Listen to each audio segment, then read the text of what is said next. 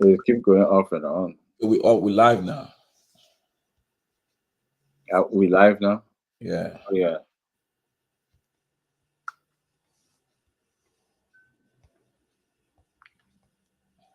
Hmm.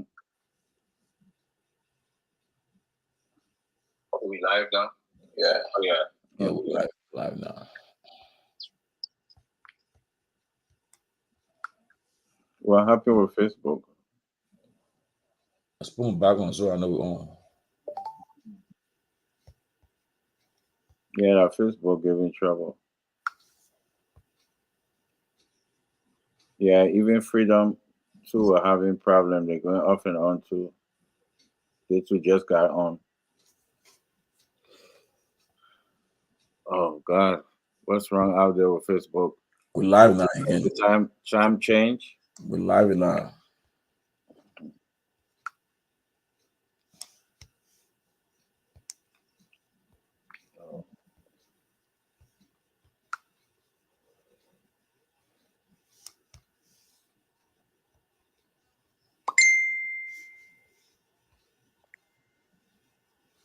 Hmm.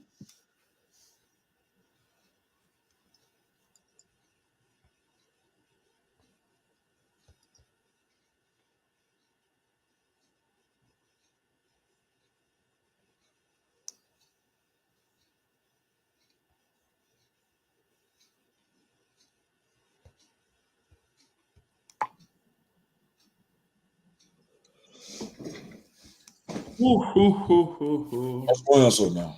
The people tired with Liberian people, Facebook. I know, right? So they gave us too much hard time. They won't come to their senses.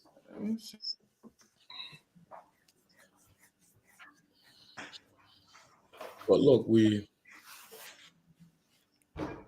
change my cap and put my Liberia cap on. Ben, wait, I want to have man. Where you get a cap from? Somebody gave a cap to me. Oh, wow. I will find one for you. Yeah, Wayne nonsense. I love cat out of Chris Cabby way. Don't mind Kev, man. Trump. So are you muted for nobody can hear that? Yes. See how I touch it. I remember. No way I see nothing. I wear my own not a problem. But you ain't trying to. You saw Biden's speech? My man, let Biden now we go. Hey, let it be talking. My papa will make a beat. Biden, that Trump cap Ben. No, nobody more add me that Trump cap. And I wearing Trump cap. You see my cap? I think Ben has gone out, man. What a big man. Yeah, what's wrong with wearing Trump cap? Yeah, you're not correct. Any nominee. You're not saying the link to. Well, look, we're gonna get there, but it's a problem. We're gonna go off soon. Other places going off. They're going off again, eh? Yep, we're gonna go off soon. Other places going Yeah, off. I think we're gonna have to just cancel the show. Yep. Other places going off. You watching all the other show then? Eh? Yeah, they're going off. Yeah. Let me see freedom. Yeah, let me see freedom. Okay, freedom. 5 minutes. They just came back 5 minutes. They probably will go because freedom is on. They probably will go off too. Yeah. Probably this time thing, maybe the system with Facebook. Facebook been having problems. Last week they were off, right? Yeah. Yeah. Well, let's just wing it. Let's see if we on. We'll be on. Let's start. People are joining. You share the show, please. Yeah, people joining. Well, I mean, all kinds of story. They talk about this. I mean, stories. Too many stories, man. Prince Johnson said what in church yesterday. You kept speaking. Then what? Professor Keith said they arrested him. I look at the border, but he on his way now. Then you got who again? The new MD from the port. He fired everybody yesterday. Then I see my man Civic from the port of Buchanan say it's a joke. How you say it's a joke? What do you mean it's a joke? He on vacation. He said that thing I pass it around there. Wait. Is he tenured position too? No. So how the hell you can say you're on vacation? He said on vacation. So now, if you serve at the people pleasure and they fire you, forget that thing. Forget it. I know your job gone. Yeah, you just forget that thing. Yeah. I just got a report from the manager. O'Neal Robertson is stable now. So he says stable now. O'Neal, if they show still stable, O'Neal, trust me, I get you a lunch tomorrow. If they show still stable, O'Neal, yeah, man, get a lunch tomorrow on me. Man, the boy there's penny around town here. Damn it. No, ain't say what a power. There's penny. Ain't say we was spending power. It's through the roof. All right. No, but what happened? Did you guys see this clip that was on Facebook with this old lady who they say was disgusting. I actually died. Later on, she died though. Wickedness. Did that kill the woman? I mean, that country. Hey, anybody see you? Back on. If somebody see you and say roll, they put it behind you. You done. Wow. You know, that's why. So we back on? I think we're on now. Yes, we are. Okay. So somebody see you Maria tomorrow, they say, oh, Tomalin John, roll. Tomalin John, then they run behind you. God forbid. Nah, you only see me like, bro. But Tomalin, you don't want. Well, Tommy, I had a lengthy conversation with the vice president today. Oh, cool. Yeah. Good, I had a long conversation with him, almost 30 minutes. Good. We were catching up. We had not talked in such a long time. Obviously, in the text, he was telling me, some of his plans, and he's committed to saying he was coming on the show. He said he's just trying to settle and get his feet wet. He said, "But your man Tommy is in touch with me, so I will definitely come." Cool. Good guy. We had a great talk. So I was talking. The president office calling me. But no, we're going. We're going again. Yep. Yeah. Oh yeah. Yeah. I told you, ignore. Only you missed the lunch. It's not gonna happen. You know it's not gonna happen. Let me see freedom.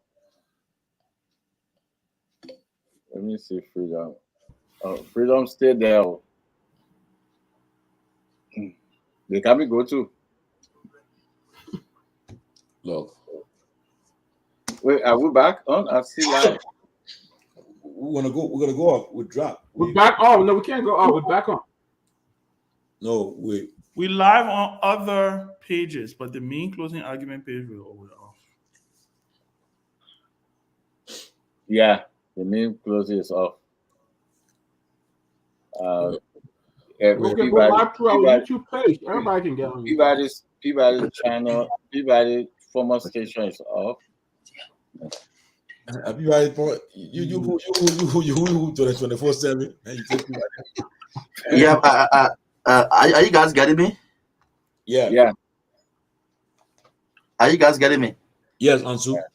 Oh yeah. Okay, we're back on the closing argument page because I'm getting signal from the camera team. We're back on the closing argument page. Just back. But we can't be going off and on. It will not. I think we just have to. It's gonna go off soon again. Yeah. It seems like it's getting off. We just have to cancel it. Well, let's just stay under that. Oh no, Kev, we're not canceling the show. Ben we got some breaking news for the president office just called. So, but we're not talking news until the show count. We're not canceling.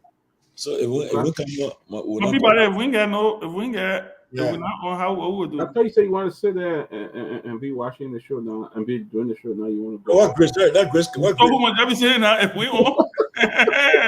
What Chris? We can't be saying that. Well, but we back on though. I see us going again.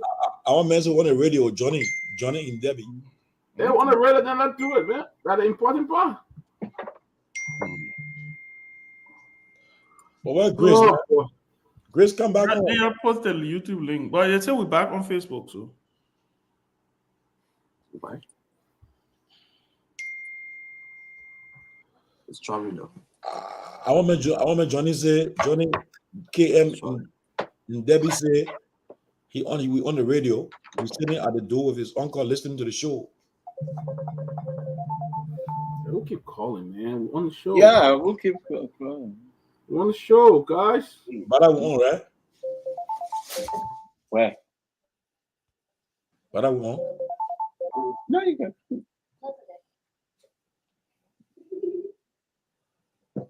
We live on Facebook. You unmute yourselves when you're talking.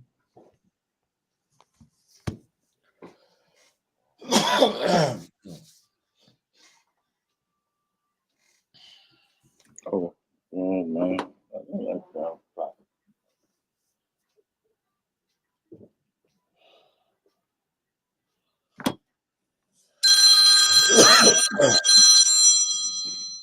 From the executive mansion again.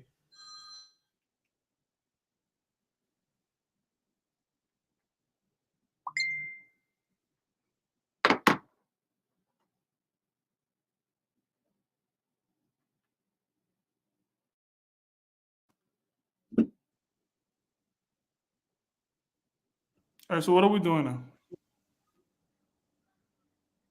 They said one on radio on YouTube, so they will share the YouTube link. So we'll go on. Okay. They said on the radio on YouTube live. So Can you use the YouTube link? yeah, And then live on the radio. Since the Facebook, even public. YouTube link. I think we're back on Facebook, so.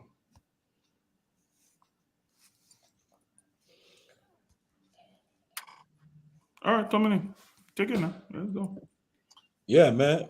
Ben, Kev, Peabody, you go ahead. Yeah, let's go. Yeah, let's get going. I mean, we're on Facebook. We're gonna go off. So Peabody, you meet her. So go ahead. We're on the YouTube on the radio. Yeah, let's go. Yeah, let's go. Why did they stop Miss White from traveling out of the airport? Have anything been settled? Has she been notified that she a person of interest that she can't leave the country? Was she notified on all those things? Somebody leaving, you go and stop the lady. What is that? If I have a number, your phone number, let me call and ask her why she was stopped. I have my number, and she and JMB is very close. So I don't know why they would do that. You can't just stop innocent. But I want Ben to make sense of it. That Ben, I want to come in and make sense of it. Okay, we ain't even finished yet. My brother said, "Why you want me to make sense of it?" What is there to make sense of? No, but it's hard, Dr. Peabody. The reason I say, because I said this, these people are not going to go through no due process. They just start people. That is intimidating a citizen. I said it. Lady. You said we are live on YouTube and Facebook for now. The lady, did you not send her a letter? You didn't have notify her that she's a person of interest. She can't leave the country. There is no courthouse that says she can't leave the country, and you go ahead and stop her. You know what that is? The people wrote. The people wrote to NASCAR that they told nobody should leave. Nobody should leave the country. I said this over and over again. I said the people ruling by decree, but nobody listening. They think I'm just saying. How can you stop somebody? Let me say this. I've been told that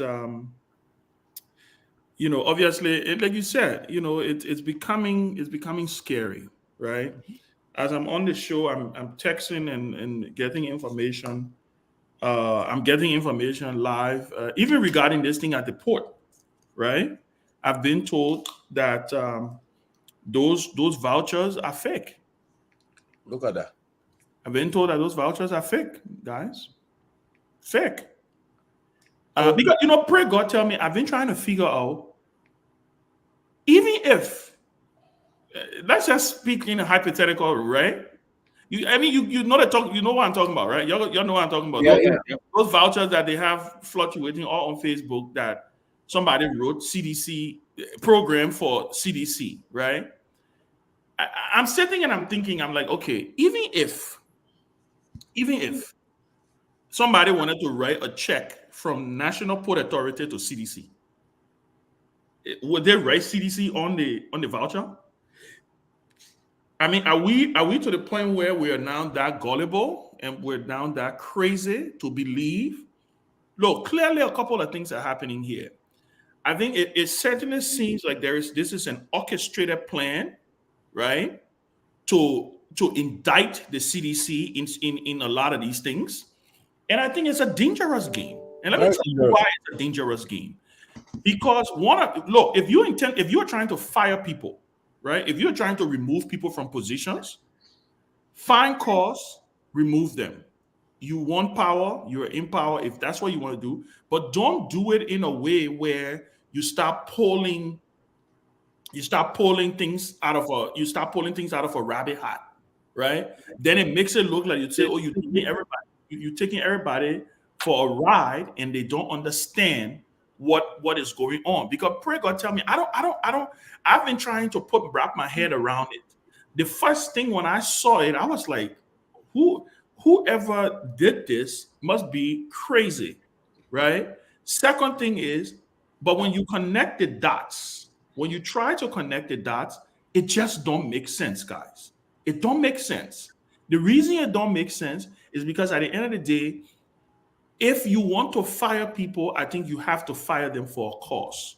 You must show that they have done something wrong or they have broken the public trust, right? Government is continuity. If people are in government, one of the reasons why when George Weah took power, he couldn't right size or downsize like President Sirleaf did, because remember when President Sirleaf took power, she did not inherit a functional workforce. She did not inherit a functional civil service. That's not what happened when the CDC took power. When the CDC took power, they inherited a functional workforce. So they had to put themselves in the mindset, okay, of we have to collaborate and work with everybody. It is my understanding this is what the Unity Party should be doing.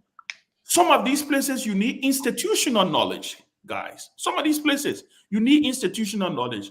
But from the information I'm getting, it is not. It doesn't look like we're heading for a smooth and a sound ride. I don't know what your thoughts on it, but I've just like I said, I've been digging on this port thing now. Like you say, breaking news with them stopping Maria White at the airport. What are you stopping Maria for? I mean, is she wanted? Is there an indictment against her? Is she being convicted of a crime? Do you have a court order to stop her? But listen, I hope these guys know what they're doing. I hope they know what they're doing. You know, my thing is this. I think for some reason they came up with this mindset that, oh, we're coming for CDC. Mm-hmm. We'll go after them. We'll expose them. We'll do this to them. And as a result, it's crazy. All of a sudden, it's like we found nothing, but we'll find something by force. So they come out all of these things and trying to just create this confusion, making it a little bad. But it's about time that CDC step to the plate and speak. They can't just be allowing people to just take advantage of their people, especially the tenured people and some of the partisans that we have done nothing. Because right now it's on their back. Everybody just attacking them, and I think they cannot just be silent. But I don't get it. In order to stop somebody from traveling out of the country, there must be some kind of legal paper instructing them from the court that they are not allowed to leave the country. They may have gone to court, and the court have granted that for them to go after this person and leave the country. But you are infringing on the rights of the citizen. I don't have any warrant out there for me. I don't have anything out there stating that the government want me or the court said that I can't leave the country. So it's terrible, Peabody. It's terrible. That is with her child. I understand with her child. That is sad. Nobody give me the woman number, man. I want my white number. Let's hear from Grace. She's the. I've just been calling her on Facebook. She's the advocate. You know, those are all who the politicians will not advocate. So she's the advocate. She get, believe her voice. They will listen to her. Yeah, that women right too. So Yeah, I know. Kev, how you doing? But you know Not what? bad. Well, yeah, earlier on, and then we had to go and come back. But I didn't get any information concerning Maddie situation, so I will hold back on it a little bit. You can hear me? I'm sorry. You can hear me? Yeah, we Yeah, can hear You you, can hear but me? there's a feedback. So Okay. maybe Then you I'll need to go go. in and out. yeah. So I will hold back on it a little bit more until I get some information on why they stopped her. But I don't think anybody should go through that. And it just showed that this government, they really never, beside Maria's situation, which we will speak on later, because if I hear the real a story, I will be able to really elaborate on it a little bit more. But I don't think anybody should be stopped from traveling. That's a kind of human rights abuse, because if you don't have any warrant on that person to arrest them or stop them ahead of time before they even get to the airport, sending a letter informing them that this is why we ask you to remain in the country, put some kind of leverage on them not to travel before you can even do that. But if she got to the airport and everything, means that she never had any information that she was being stopped in the first place. And even if she had that information, why? So, and that's some of the questions we need to ask. But as far as all this witch hunting with this government, with different people in position right now, it's just kind of bad to us when a government get in power that is not well, they're not prepared. They never had a plan, because remember in the elections, that their website never even came up until I think 6 months right before the election itself. They started putting stuff on their website, and then we noticed that we who can go into detail to do our list stuff. We noticed that even they were taking things from other websites, other candidate websites, and adding it and taking the people plans and the goals they have for their vision for the country.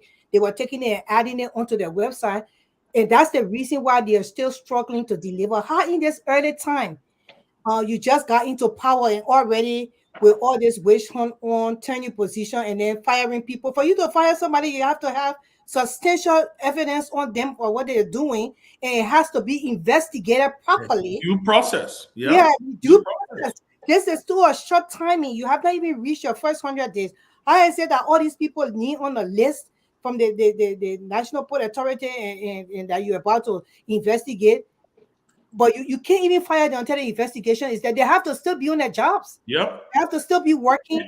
That's And, just the one thing to do for and, any. and Grace, just to add and for you to continue, Mhm. the people, because I've spoken to some of the people who have been dismissed or allegedly dismissed at MPA, they were not even notified.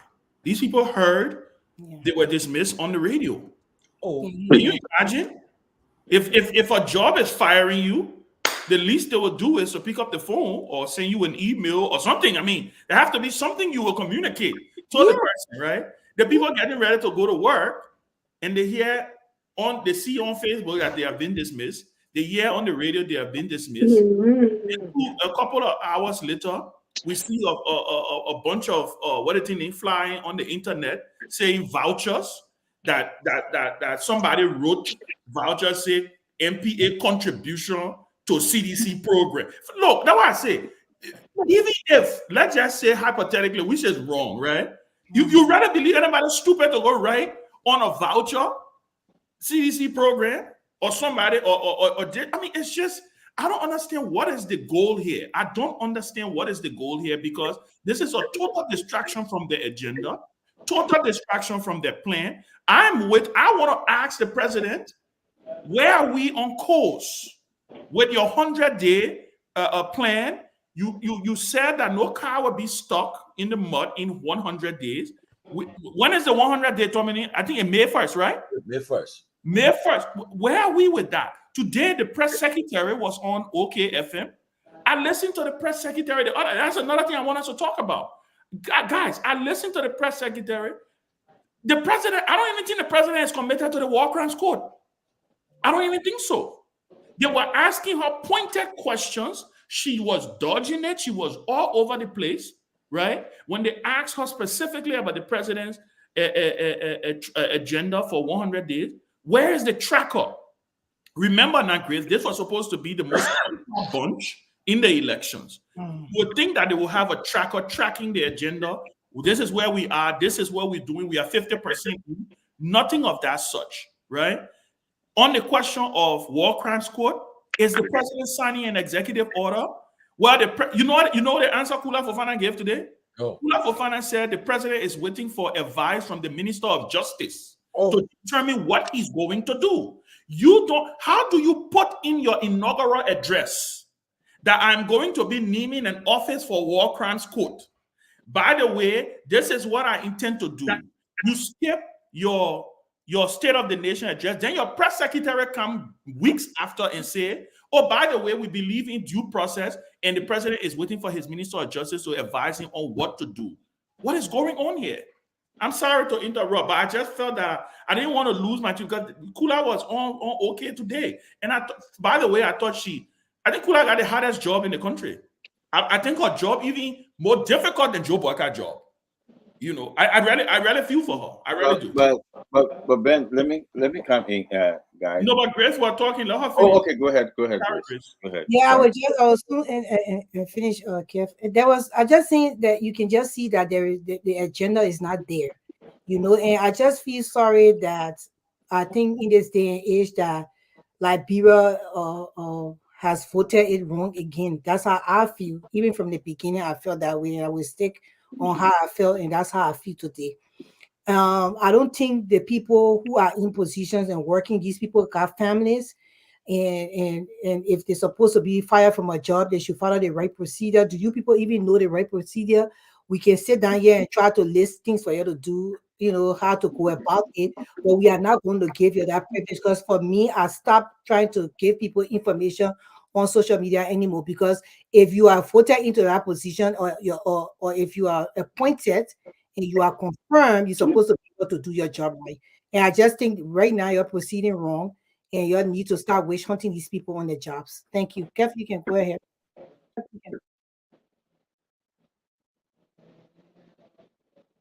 Yeah, you guys can hear me? You can hear me? Okay. I'm having a lot of we can hear you, Kev. in Ireland, so my internet keeps skipping. Listen, let me go first to the airport thing, and I agree with you, Grace. We got to get all the information from the lady that stopped. But I keep saying this government will not run or will not follow due process. They will not. I keep saying this. Everybody's saying. I use the word on the show. I use the word on Facebook, on other places, that it's a government who will rule on the military style, and military style is about the create from the mansion straight from the mansion. Look at the case of Julie Andy from the mansion. Look at what we're hearing from the airport. So many other things. When I said on the show that the freedom that you enjoy the past 6 years is no more, a lot of people they think, okay, you're a CDC man, you can talk all kind of things, but you'll see it for yourself. When you listen to Kula, you will understand that this government don't have no head, no tail, nothing. Grace and guys, you guys, you're listening to Kula. Imagine they're asking her about the 100 days. Yeah, this my internet. Let me finish quick and restart my computer.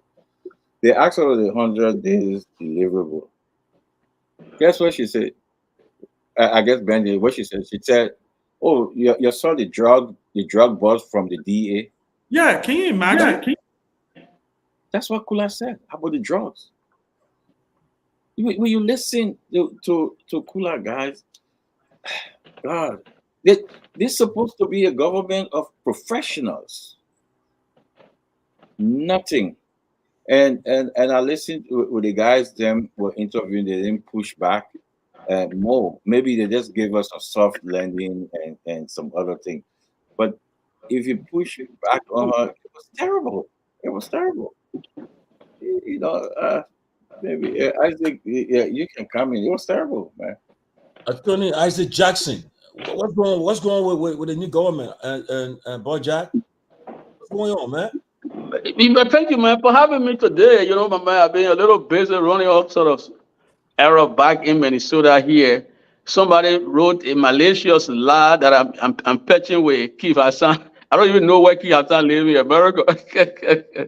but you know, what is obtaining on the home front is just a confirmation.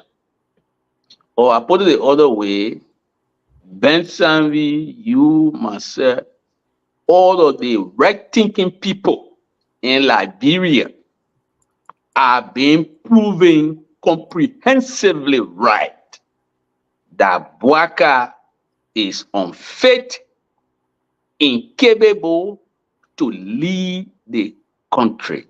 He doesn't have the stamina. He's not in charge of anything. So you start from the ART to some of the even appointment in government and the way they are even proceeding, they are all confirmation that this man is too old to lead. On top of that, his pre-existing health condition is undermining his authority to have firm grip on what's happening around him. It's a problem. And what I would say to all of us is, instead of just lamenting, the way our country is being run, I don't know, they can't be governed now. They're in the moment doing it, far from being governed. We need to organize the coalitions of conscience to stand up to Bouaka and stop the country from being dragged to hell. The last time I came here, I said, look, Bouaka have put the country in handcuffs and dragging it to hell. Ben talked about, I don't know, you say you talk about other things, but Ben talked about Fofana response about the war crime code. What happened with the war crime code thing is, it was a knee-jerk reaction because Bouaka doesn't have the diplomatic wherewithal or the skill to navigate the country properly when pressure is being brought to bear on his government. He capitulated, right? Now, what happened? They saw a pushback from Nigeria. I'm told that Nigeria pushed back and said, look, we want war crime code to come to Liberia. Nobody, even myself, all of us, are sensible people. Nobody will say people who committed murder or rape and rampage that country for 14 years should go with impunity. But the sensible thing that Nigeria have brought to bear to these people for which they now dilly-dally is, what do? Do you sacrifice the peace and stability of Liberia because you want to get few guys? How do you dance that delicate dance? Bouaka doesn't have the skill to dance that delicate dance. President Seri navigated that dance very well. Today, because Bouaka was driven by a deep-seated grudge, he showed his hand. He called Prince Johnson, spitting mad. The Nigerians are pushing back. They say now the resolution they carry to committee room. So Kula cannot say anything intelligent to our people because all that Bouaka was doing, he's still angry with Prince Johnson. Prince Johnson's support to Bouaka did not assuage Bouaka deep-seated grudge. You know, when Bouaka, when Prince Johnson said in the public that, look, Mr. Bouaka, why are you this ungrateful? President, we have shouldered your hospital bill, and you come and do this thing to them, but you're doing is unfair. Bouaka still holds that against Johnson, and thinking that he will rush to the war crime code and say, oh no, they put pressure on me, so that's why I'm bringing war crime code. But Bouaka, they put pressure on President. We have formed a sellable diplomatic language and encourage our people. The Accra Peace Accord, Article 34 of the Peace Accord says something that I can't gloss over. We are intelligently arguing at the UN that everything our people said in Liberia was about restorative justice. If you want war crime court, I need to deal with the scale of preference. Right? First thing first in my country, thousands of people are without job and languish in the streets. And we all know the streets is where the devil found work for idle hands. So we are arguing, well, I need to put people back to work. I will deal with war crime issue, but I need to put people back. So Bouaka did not do this. And because Bouaka is getting pushed back now, he's trying to dance. And everything he's doing it's just horribly bad, just flying in your face. Flying in your face.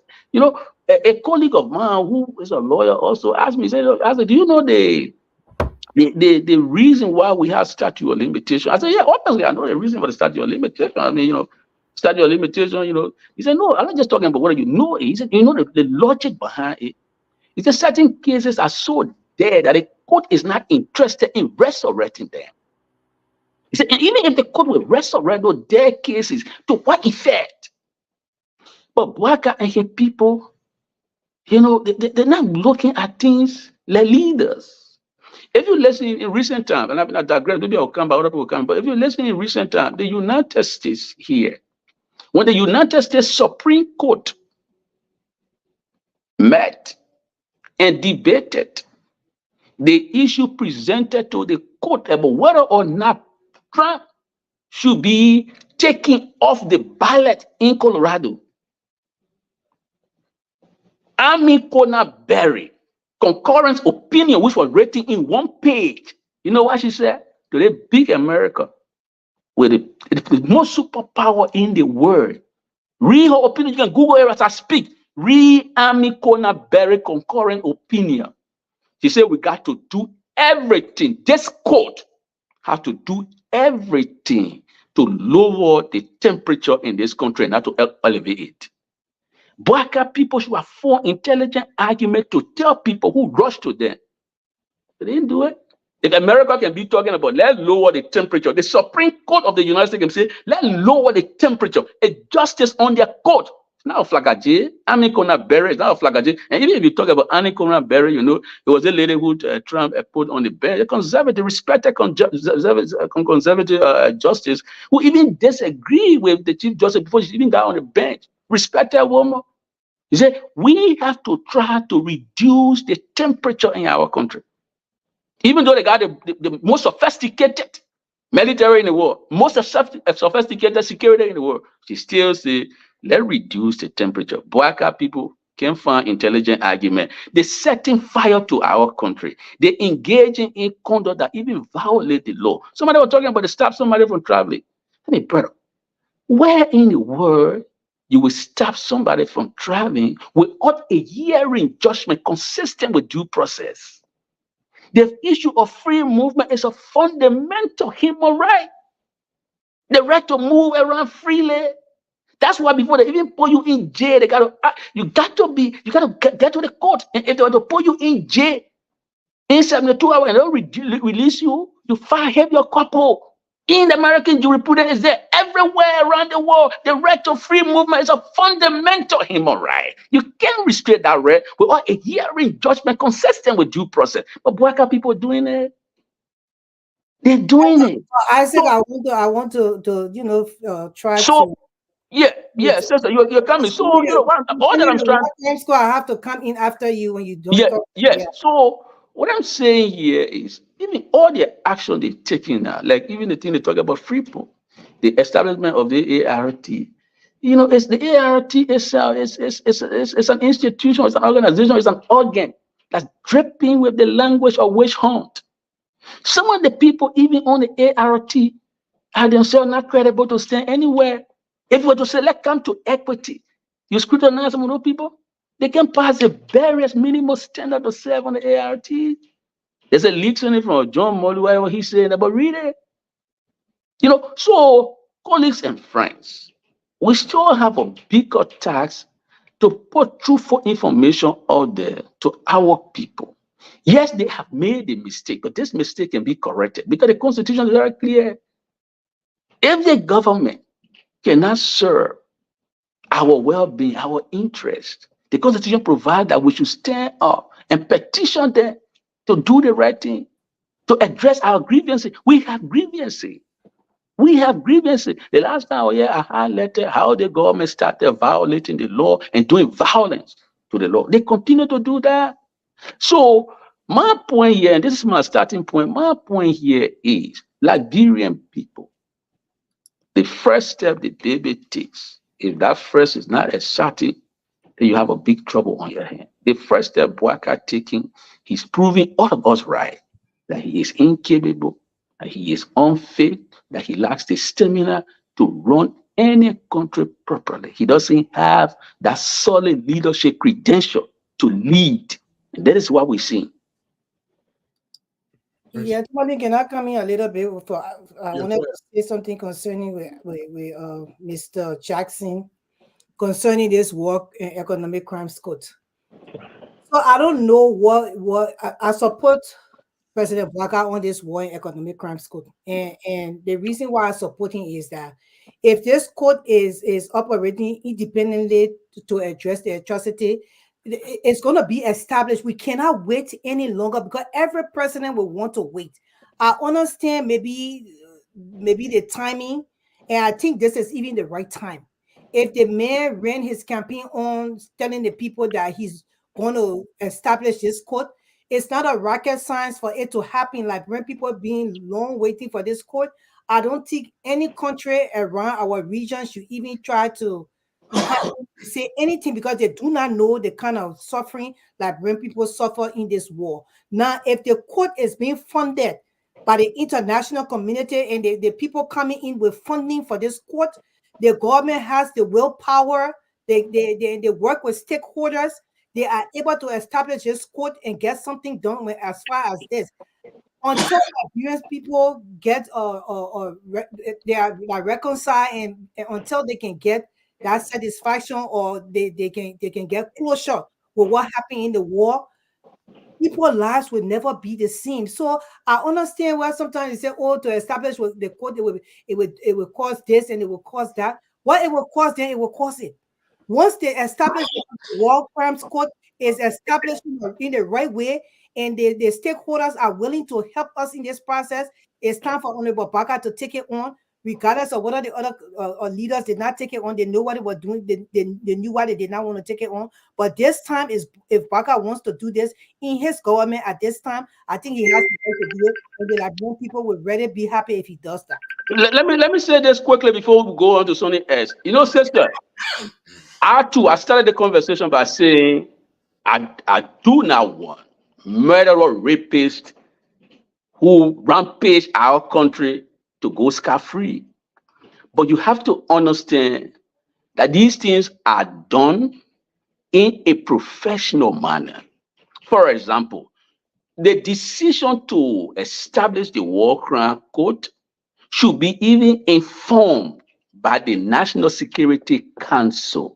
For the president to sign on that, America doesn't make these national decisions with all this National Security Council advising the president. You know, when Obama took Ben Laden down, you saw him sitting down with members of the National Security Council.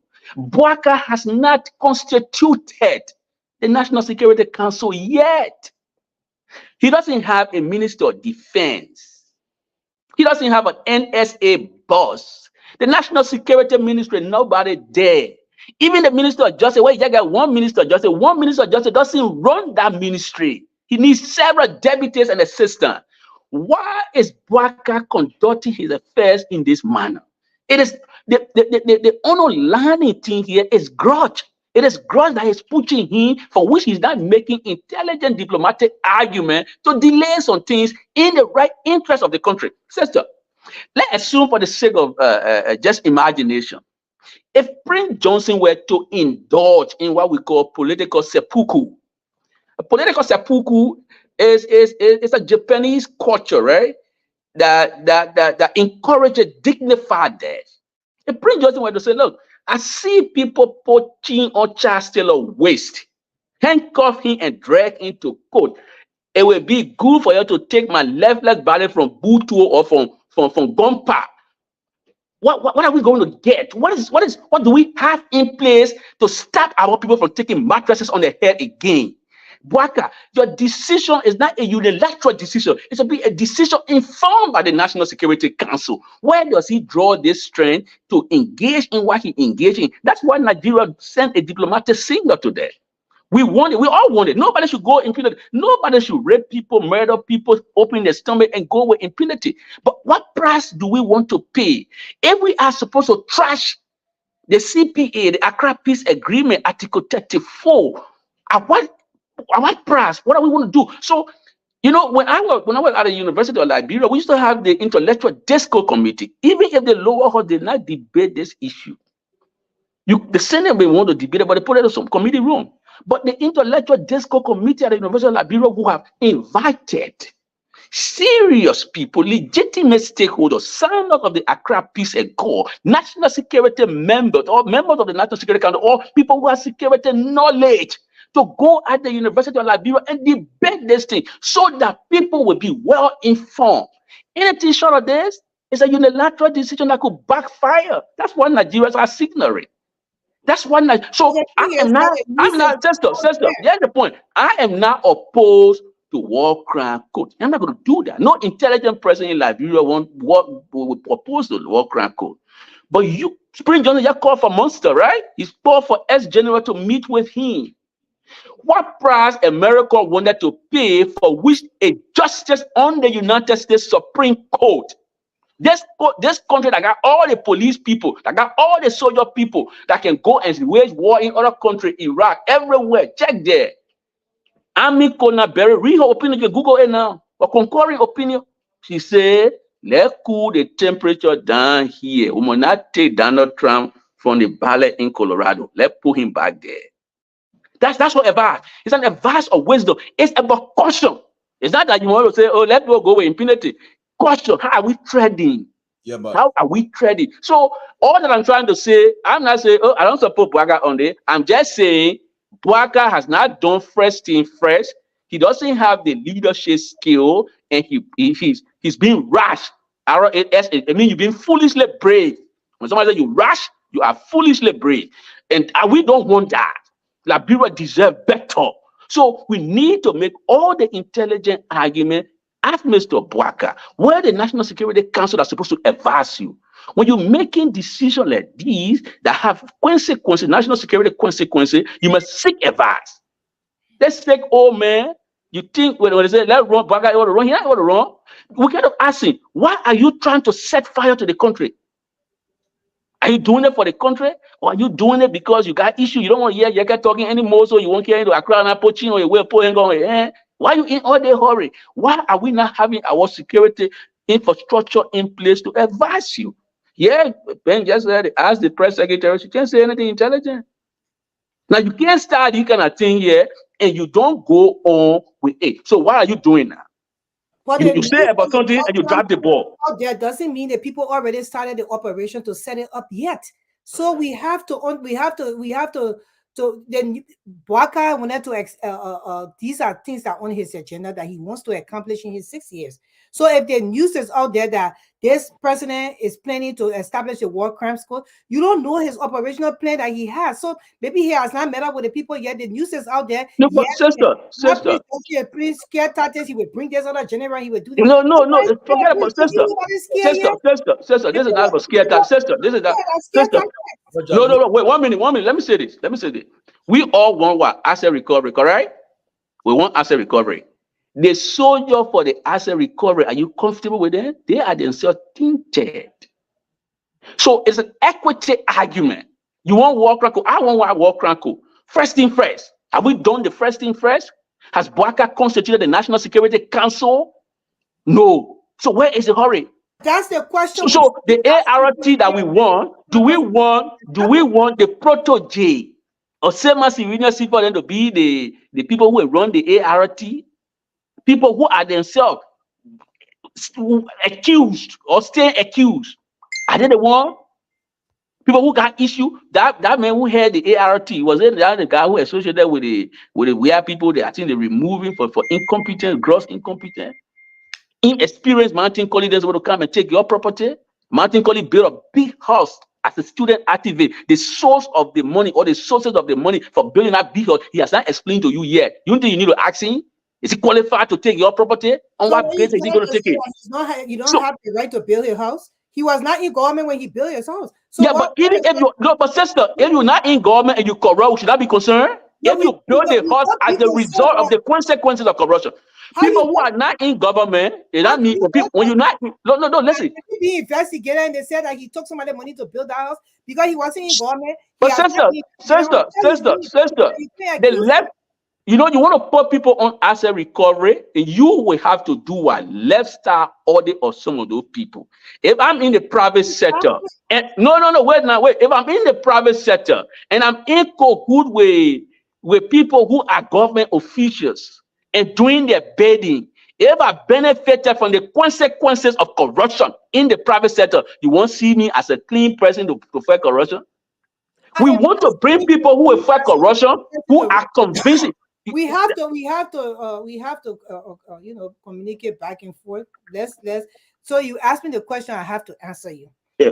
Martin Colley has never been investigated on the house that he built. Whether the house, yeah, he has not been investigated on that. Now, I'm not telling you that him being a part of the asset recovery team that he should not be audited. That's the reason why when you have a team like that, you have to do your due diligence on the people of the team first before you can even approve them to be on that team. So I know the starting point is kind of wrong on the government part, but as far as asset recovery, maybe they can carry on that particular process and they can start from back then with the last sister. So that would be the right thing to do. But you cannot come and say, "Oh, Martin Colley acquired his property doing a corrupt act," or maybe. No, I've not said that. I'm not saying that. Okay. Here's what I said.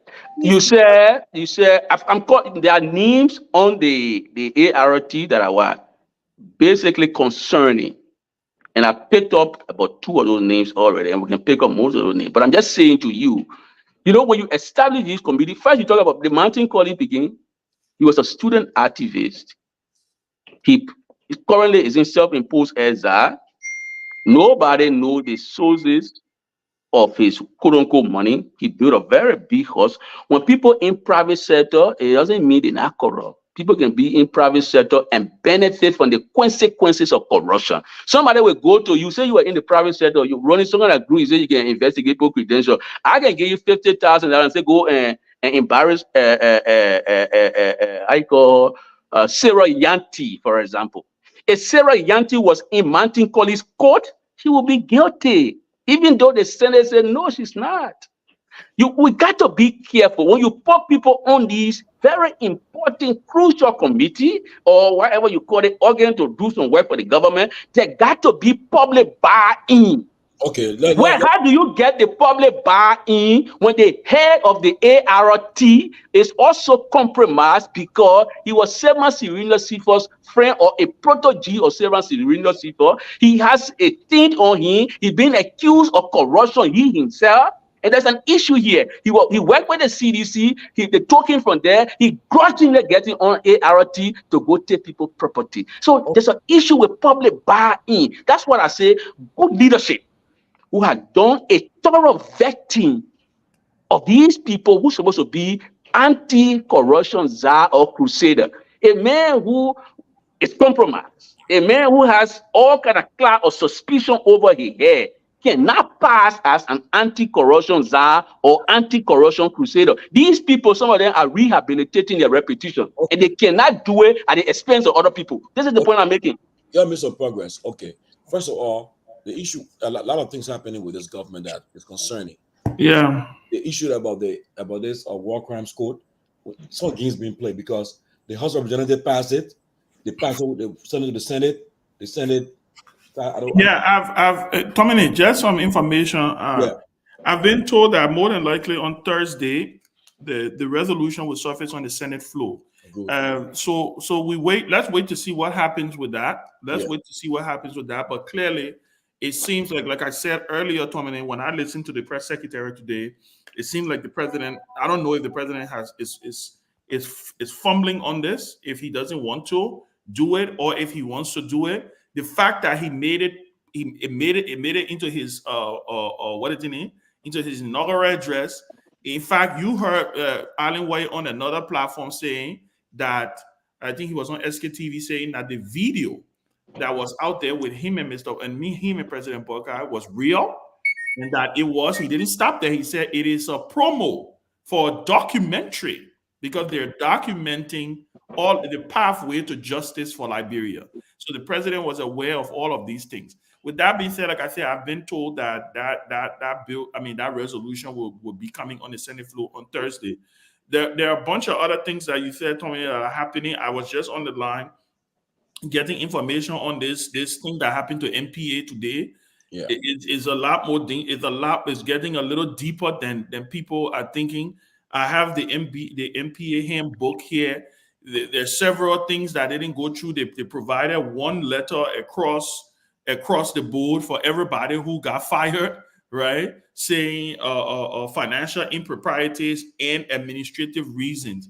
How do you fire somebody for financial impropriety without an investigation? I understand the folks are planning to take legal action. They are planning both legal and they're going to use the route through their representatives and stuff like that. But again, like I said, for me, I think all of this thing is just a huge distraction towards to governance. All of these things. So I don't know what your thoughts are on it, but I can tell you clearly that this just doesn't look good. It just doesn't look good, and I don't know where it looks. It's bad. It's very bad because this was which on a vendetta we don't know, but it's concerning. And the MD come up with this release and say if these people are fired, taking over the Ministry of Justice, the police, and next thing we're hearing, a lady from NASCAR board is stopped. She and her grown child they're stopped at the airport. I'm trying to guess the Commissioner of Immigration number, Steve Zago, and the Justice Minister to find out whether they stopped that lady, because it either come from the Justice Ministry or the immigration. And two people that will stop somebody from leaving the country to find out whether to stop her from leaving the country, because it's concerning. And with all of these things that are happening, people are getting concerned, are getting jittery, people are getting nervous. Then every day hearing fire all over the country. This place burning, that place burning. I mean, it's getting too terrible. I hope people can find out what's going on. Well, you guys can tell me. As I said, this is not law. This is a complete violation of the lady right. Because Ossie Jackson is a lawyer here and knows exactly what he requires for folk to be banned from leaving the country.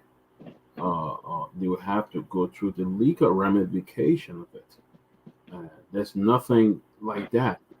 And this lady was barred from leaving the country, as we heard.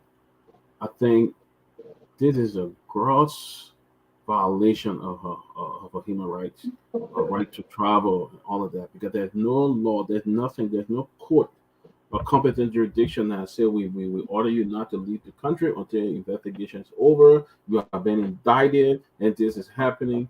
You let it traveling, you just tell her she can't leave the country. This is wrong. This is the wrong path that they are trailing on.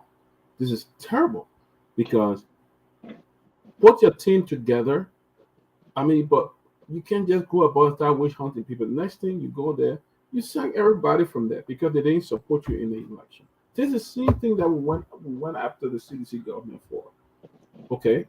Then you come back and repeat the same thing, but you were sitting out there criticizing the CDC government that they're doing this, they were doing that. Almost everything that was done by the CDC is being done by this government. They are running private jet. They are carrying huge crowd behind them, traveling to different countries. We're paying huge per diem and traveling allowance. They are doing just the same thing. And this is wrong. You go in there again, the people are turning position. You want to remove them. You're calling them outgoing this and outgoing that. And look what happened 2 years. I mean, so what is the change that you are rushing to bring? What is the change? It's just that you're coming back in. Now it's our time. You chop and I chop. That's exactly what's coming back. I don't see anything significant changing in Liberia. The last time I raised the issue, who will leave their job here and go to Liberia? You're making a 6-figure and go to Liberia to make $2,000 a month. How you expect to survive? It's going to be right on the same with Liberian people. No wonder why Liberians, the local Imo River, sometimes will have this kind of resistance to folk coming from America and taking jobs because these people are not really coming to make the sacrifice for the country, but they're coming into to just enrich themselves, and exactly that's what happened. So. But I just want to ask one before Isaac Jackson and Yeah. Robert come in. And I know, Peabody, you were saying something about even the CDC, but let's also state for the record. I know during the election, there were people who were working in the Liberian government at directors and managers level who were openly supporting the Unity Party. I know of some of them. I read the posts on Facebook. They were openly, in fact, some of their profile pictures was the picture of President Joe Boakai during the election. Nobody fired them, right? Look, the truth of the matter is people have a right to associate and disassociate with whatever political party they want to, except there is some policy or function that denies you that right. Now, by the way, that is called the code of conduct. But you know the reason why it is not being effected? We don't have an ombudsman office in place. So you can't hold people accountable. It's like you trying to say somebody went and robbed a bank or they went and committed a crime, and you decide, say, you know what, I'm just going to go and take that person and carry them to court without a police report. It doesn't work that way. So I will say this. What they're doing is dangerous, is wrong, because it is the beginning of, and this is what I believe. I believe these are all things that they're throwing out there to see what is going to stick. If these things stand, I can tell you there is going to be mass dismissal across the entire government. Because at the end of the day, it's almost going to be like, okay, you know what? We tried it with this. If you come out with evidence, if you do an investigation, you come out with tangible evidence to say, you know what? These people misappropriated money. These people did things that did not fall within the confines of the conduct that they should be carrying out as employees of this entity. Yes, you have a right to go ahead and dismiss them. But you cannot go ahead and just dismiss people because, you know what, you wake up one morning and you decide, you know what, I want to clear this place. Because from the information I'm receiving, some of these people, or a bunch of them who are dismissed, were told that they were being transferred to another, I think they said to Maryland, to the Maryland port or whatever. They accepted that they were going to be transferred, right? Apparently, maybe they did not expect for them to say that they were accepting to be transferred. The other challenge the government is having is because they know that they cannot increase the wage bill anymore. So they have to bring their people on. How do you bring your people on? You have to take people off of the payroll to be able to bring people on, which is totally wrong. And I think they need to get a hold of this thing. You guys are either Grace. Yeah, let me just do this so I don't lose my train of thought. You know, Ben, you read on the tenure thing. Everything that Mr. Boakai has done regarding the tenure thing is violative of the law. And what is more embarrassing, but people, the Boakai and people, they are people with all shame. It was Mr. Boakai and the Salif administration that brought about these tenure that most of the agency of the government enjoy. And the reason for that was to reduce executive influence in the agency, right? Now, Boakai was the vice president when most of the things were passed into law. He has the authority now to abide by the law. He's not doing so. First thing they thought about doing was to bar or tenure people. They saw some people push back and said, look, the civil servant, thousands of poor people stood in the queue and voted for you, Mr. Boakai. Why are you not giving priority to civil servant salary? Why do you want to take huge sum of money to buy or tenure people? So that effort, because they saw that there was a lot of pushback and it was commonsensical, they decided now to go with a knee-jerking, flagrant and blatant violations of the law and making political argument that, oh, some of the people that were moving in because they wore T-shirt. How is it justified to replace, quote unquote, a T-shirt wearing person for George Weah with another T-shirt wearing person of Mr. Boakai? For example, our friend Patrick Hunter, He wore a polyester t-shirt bearing Bwaka's face. He could pass for a soulless Bwaka stooge. He going to LTA? Is he not going to politicize the place? Is he going to professionalize the place? What would be the public confidence in that institution? It's writing and posting Bwaka picture because Bwaka attended a meeting with the Ivorian president. Ellen Johnson said he went to some of the best meetings. In fact, I was with Madame Sally when she received the Grand Cross, the highest honor of the French government, given to her by François Hollande. Bwaka go to Ivory Coast to threaten his border security because he's doing something that's completely daft. They put it on Facebook and celebrate. They say, oh, we are case on some auditor. Yeah, the problem with that, we are done. Bwaka time. Barely 2 months in the government, we can count 5 living dead bodies that have been killed outside of the law, vigilante justice. They still say, brother, what do these people have? These people have nothing to offer our country. And I think instead of, look, even because some of the people were so politicized to the military, they want to politicize the military. Why there was a pushback with the military? Because everybody knew. Everybody earnest knew that Prince Johnson, and the other notorious throat cutter in the Senate, Prince Johnson, the guy who had the name to be Minister of Defense, everybody knew that he was a compromised guy, Unity Party guy. He was going to politicize the military. So the military said, kind of push back. So, brother, all that we are saying, and I think the Liberian people should buy in this conversation, is that Bwaka doesn't have it. He doesn't have the leadership credential and skill to run the country properly. He wants to create his own Bishop too. Because tell you, George, a Bishop, why is he not paying attention to poor people who voted for him? Is there CDC hammer now salary? What have Bwaka done to recalibrate that salary? Yeah, we'll come back to the civil servants, they're going to be working by the same hammer now salary. We say no. So Bwaka is not focused. He's a man who is distracted. He operating in a knee-jerk, scatter manner. He just work on the money, just join the other thing. Work on the money, join the other thing. The country cannot run like this. It's sad. We'll come back to you, Isaac. I want Grace to chime in and then Robert. But before Grace, you come in, I'm also getting information here that the board of directors from the Rural Renewable Energy Agency has met, right? The thing about these positions, they have policies and guidelines, right, on how directors or managing directors or head of these agencies can assume or can be removed from these positions. Again, testament to the fact that these were the people who supposed to have all of the experience. The board of directors from the Rural Renewable Energy has written, I think they've met, they've done a resolution disagreeing with the president, appointment of an officer in charge, right? While there is an executive director. We're going to be getting some of the information as it comes. This is just breaking right now. They've communicated to the president. This letter was signed by Alison Bako, who is the chair of the board of directors from the Rural Renewable Energy Agency, disagreeing with the president's appointment of an officer in charge.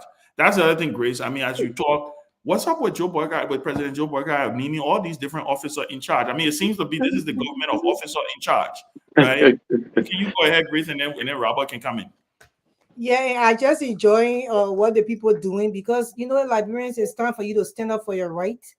And it's the right thing for you to do to look at the procedures and policies and regulations on any job that you're working concerning, your rights on that job. So what you're doing now is the right procedure. You're get together, all those who are under this whole firing on saga that's going on, and from different entities, you're right.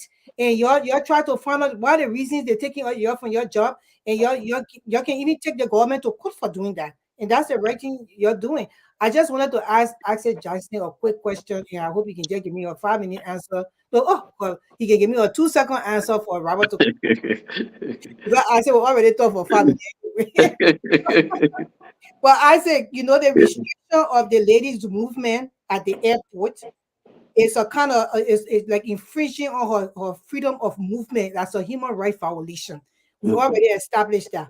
Now, what can she do since this is coming from within the government? It's like the president is sending an order for her to be stopped, because who will have the bravery to even stop somebody from traveling, and they know that's a human rights violation? What can she do from this stage now to get her freedom back, because like they're taking away her freedom. I think I think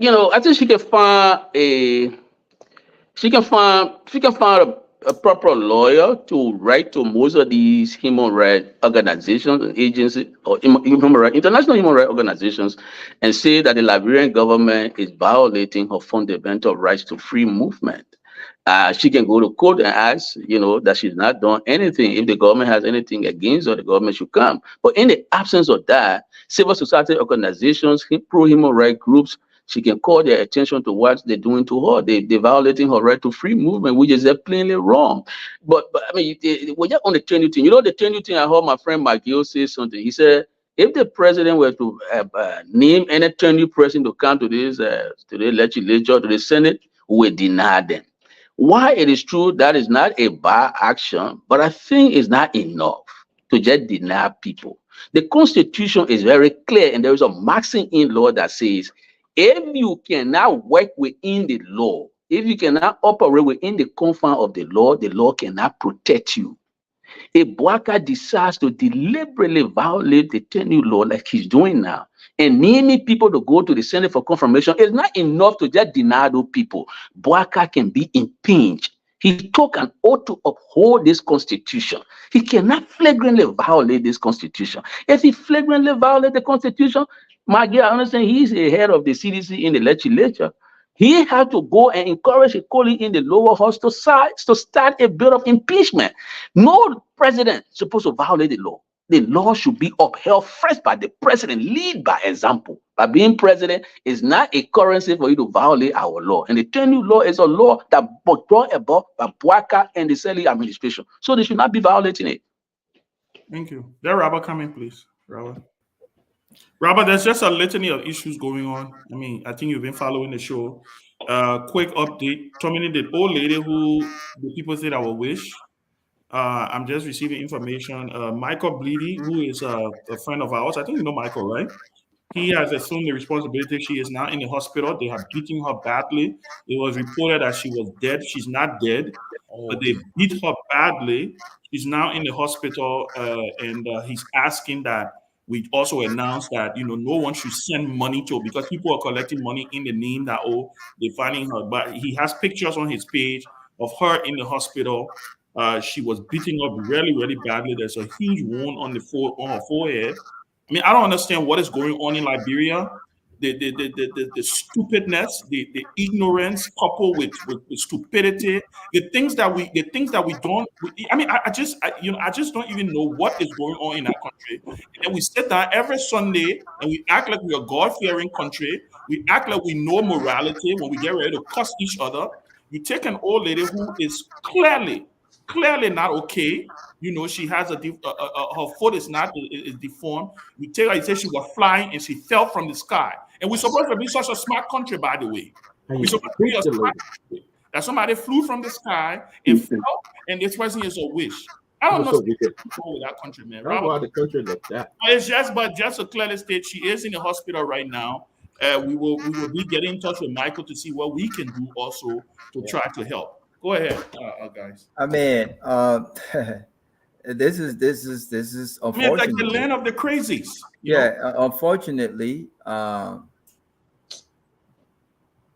Unfortunately, this is the country that we find ourselves, which is the reason why the last time when Caleb was talking about are we a normal country, I insisted that we don't bash every Liberian, because I don't want to be counted amongst those folks.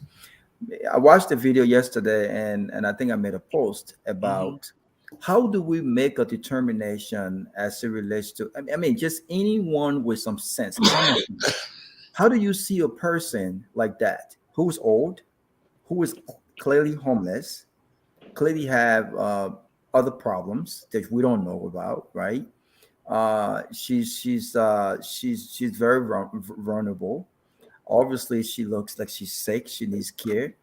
And then you take a person like that and says, "Oh, they're witchcraft," as if you ascribe witchcraft to an old person, a homeless person, and a poor person. This is what poverty. This is what poverty and the lack of education, and a lot of people that are less busy. This is what happens, right? This is someone's grandmother. This is someone's mother. We don't know who mother is that. And you take an old woman like that, and you have young children, right? And it also speaks to the fact that we have a lot of dysfunctional homes. You take young kids, kids that are young enough to be her children, to be her grandchildren. And there absolutely no one with some common sense. It speaks to how are we raising our young girls and our young men and our young kids. I cannot be in the midst of that foolishness. I can't be in the midst of that foolishness. Basically antagonizing her, abusing her, right? These guys should go to jail. They went on life with no fear whatsoever that they were violating the rights of another Liberian citizen in the name of being a witchcraft. Witchcraft, they don't walk. They don't have weed. They're not young. It blows my mind.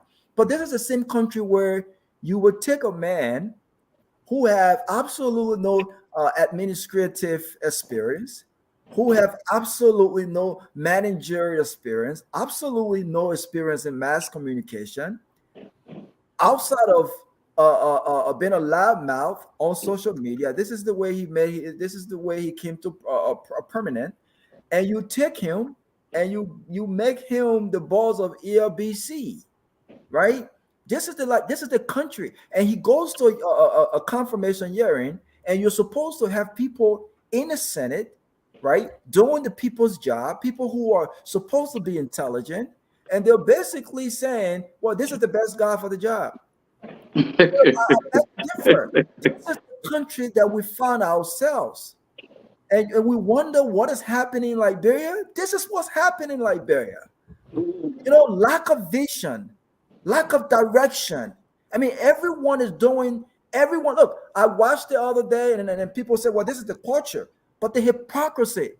When George Weah landed at the airport, our friends in government, and I know many of them are watching right now, they're looking at me like, "This robber boy."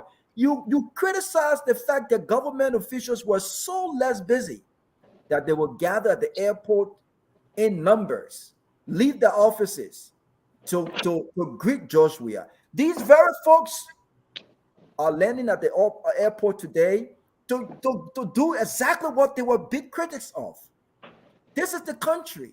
Men and women that are belly driven, men and women that are greedy, men and women without integrity, young kids that are not raised well. We claim to be a nation that was built and founded on Christian principle, but our actions represents the devil from hell. This is the country. This is the country where young kids have no fear of the elders, no sympathy, no empathy whatsoever to say, "Wait a minute, folks. This woman seems to have a lot of issue beyond being a witchcraft. Can we take her in the house? Can we take her to the hospital? Can we call our representative? Can we call our leadership? Can we take her to the church? If someone have been as a witchcraft, where do you take them? If you're afraid of witch, you're afraid of the devil, won't you take them for deliverance?" But this is the country we find ourselves, and we want to act as if these things are normal. We normalize these things. They're supposed to become norms in our society. Absolutely not. They're not. And so when we ask the question, is Liberia a normal country? Liberia is a normal country of a massive that have been deprived of the simple things that is God-given gift, common sense. And until we correct these things, gentlemen, we have a long way to go. Why businesses don't strive in our country? Why is it that when you go on vacation, you go through the things that you experience that blows your mind, that drives you crazy? This is the Liberia that we have, and this Liberia will not be fixed overnight. This Liberia will not be fixed overnight. It will require a lot of prayers. It will require men and women who have the willingness, who truly want to see change in our country, and it starts with the minds. But you know, he make a fair point. I would just pick up on quick. You know, he talked about the old lady with passion, and we all know every civilized society will give priority to the old folks, right? Even in America, yeah, I give employment to most of the Liberians who have come here, and most foreigners who have come here, right? People got homes for their old people and take care of them there and treat them very well. You know, Boaka is in that same age range. I don't know what he said about that now. I don't know. But he picked up something that I think is critical here. This hypocrisy. And I will call it an oasis of sickening hypocrisy. It's an oasis of sickening hypocrisy. It comes from the president all the way down to all our colleagues. There's some of the people who are sitting around here criticizing it comes down to all of them. President Boaka, my sister is passionate about the war crime. I'm passionate about it. You're talking about war crime. But Boaka has just rewarded a new abuser of human rights to be the deputy IG police director. They call him Freeman. Boaka, they may say he want war crime, he want impunity. He just awarded the man who orchestrated the violence in Lofa with Minister of Joy, so be Minister of Internal Affairs. Sister, we are dealing with an oasis of sickening hypocrisy. And it's bad. We have to keep calling it out. Don't mind people saying they will say the right thing, but they do the wrong thing or for the wrong reason. Oh, we want war cracker, but you want witch hunt people. We want ART, but you're using it to go after people, perceive opponents. Somebody who served as chief of protocol, for example, to the president. Chief of protocol, you go on all kind of trip with the president. You travel with the president all over the place. They say, oh, every time the president travel, they get a part down, they get a salary, they get a part down, they get a salary, they build a home. Mountain colleague who have not worked anywhere seriously for any of us to know, he paid big horse. But he said the chief of protocol who travel with the president, who get part down every day on top of her salary, should not pay horse. This is wish of all the ART is dripping with the language of wish. We have to pay attention. Sister, people will perceive you, and because they have some negative perception, and Boaka gave. So I say the people who are supposed to be the crusader, they themselves can't clean. They might not have cloud or suspicion hovering over their head. But I like the point Robert made, and I told to just tune in on that because it's an always say of second hypocrisy all across the country. The same thing the criticize. Look, simple thing. Common courtesy. The people could not call President we are common courtesy, even though he built the VIP lodge. What kind of society are we? I asked somebody the other time, I said, if the former president of Ghana was visiting Liberia, would he not use that VIP lodge? This is common courtesy in civil society. The president can. He spent 10 minutes over there, shooting a call, clean a traffic, get us and talk to the people that when you stopping, we are from doing, from benefiting. So the country is in handcuffs. It's been dragged to hell on a Boaka. Boaka is not in control. The people just care less to him. He doesn't scrutinize the list. And I'm told that he was shocked the other time they called some of the deputy minister of finance. Who the other point deputy minister of finance? I know that near. Baby already gone. Baby already gone. This is what we are. The man is sleeping on the steering, sleeping at the steering wheel. Boaka is sleeping at the steering wheel. Our people need to stand up and tell him, say, no, this is not what we voted for. Thank you. Thank you, Isaac. We want to say, I said, listen, the studio, we sent in the chat room the new video with the woman in the hospital. That's the one you need to put up. You don't put up all the crazy thing with the people. Yeah, but that's not the one I'm interested in. Look, we're talking about that video. We just sent Massaquoi to Ghana. I understand he's on his way to Ghana. And we just gave him a lot of help. But I think it was just so wicked. I want to condemn that to the highest level. Very, very inhumane for people to sit there and beat that old lady that can be their mother and beat her and say it's witchcraft. That's why the country can't be blessed. You know, old people used to say. But they say tell society how to treat its children, right? Or something? Widows or something. I forgot the quote. Yeah. If this what they say, honor your mother and your father so that days may be long. That could be your mom, that could be your grandma, and you sit there and beat her and call her witchcraft. That's why the country got no hair and teeth.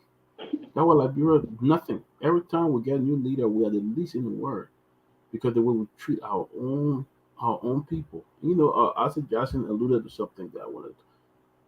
The president of the country, the former president, built a place for you just a few days for inauguration. He come and say you can't use it. You got no idea how that bill was built. You were there for 12 years. You didn't build fat like that. The bank come back, you say he can't use it in place. I mean, the place that he built. You look at that old lady and beat her to almost death. That old lady is, I don't know, she probably be paralyzed for the rest of her life. And in the street, and people say she's witchcraft and they filming lie. If Liberia was a good country of law and order, those folks would be arrested. But that's some of the reasons you go in that place, people can either beat you or kill you or do anything. And no law and order. That's why you see how the culture is so dysfunctional. You see, even the judicial system, screw up. The word I want to use, I can't use it on the show. It's like radio. Yeah, but that's why we like that today. There's somebody who claimed to be in power for 20-something years, come to power and just violating all the law and say you're going to make Liberia. So that's the. So let's talk about that. That's the woman. This is the old lady right now in the hospital. Yeah, that's her right there in the hospital. So y'all please show the picture of her lying on the bed. That's probably what let's show that, because this doesn't show too much. I want them to let them see the picture, then let us show there's a portion where she's lying on the bed and stuff like that. But I just thought we'd bring some highlight to this because, like you said, this is just wrong. Just go to the next one. Yeah, exactly. So we can see that's Michael Bleedy's page. So you'll give him some credit. Yeah. There you go. There she is. Oh God. Imagine. Can you imagine? A female and a Bwaka HPL. All in the same peer ratio. Age group. Has he said anything? But my thing is that how can a country that are Christian, the majority of the country, when you Google Liberia, they say it's a Christian nation.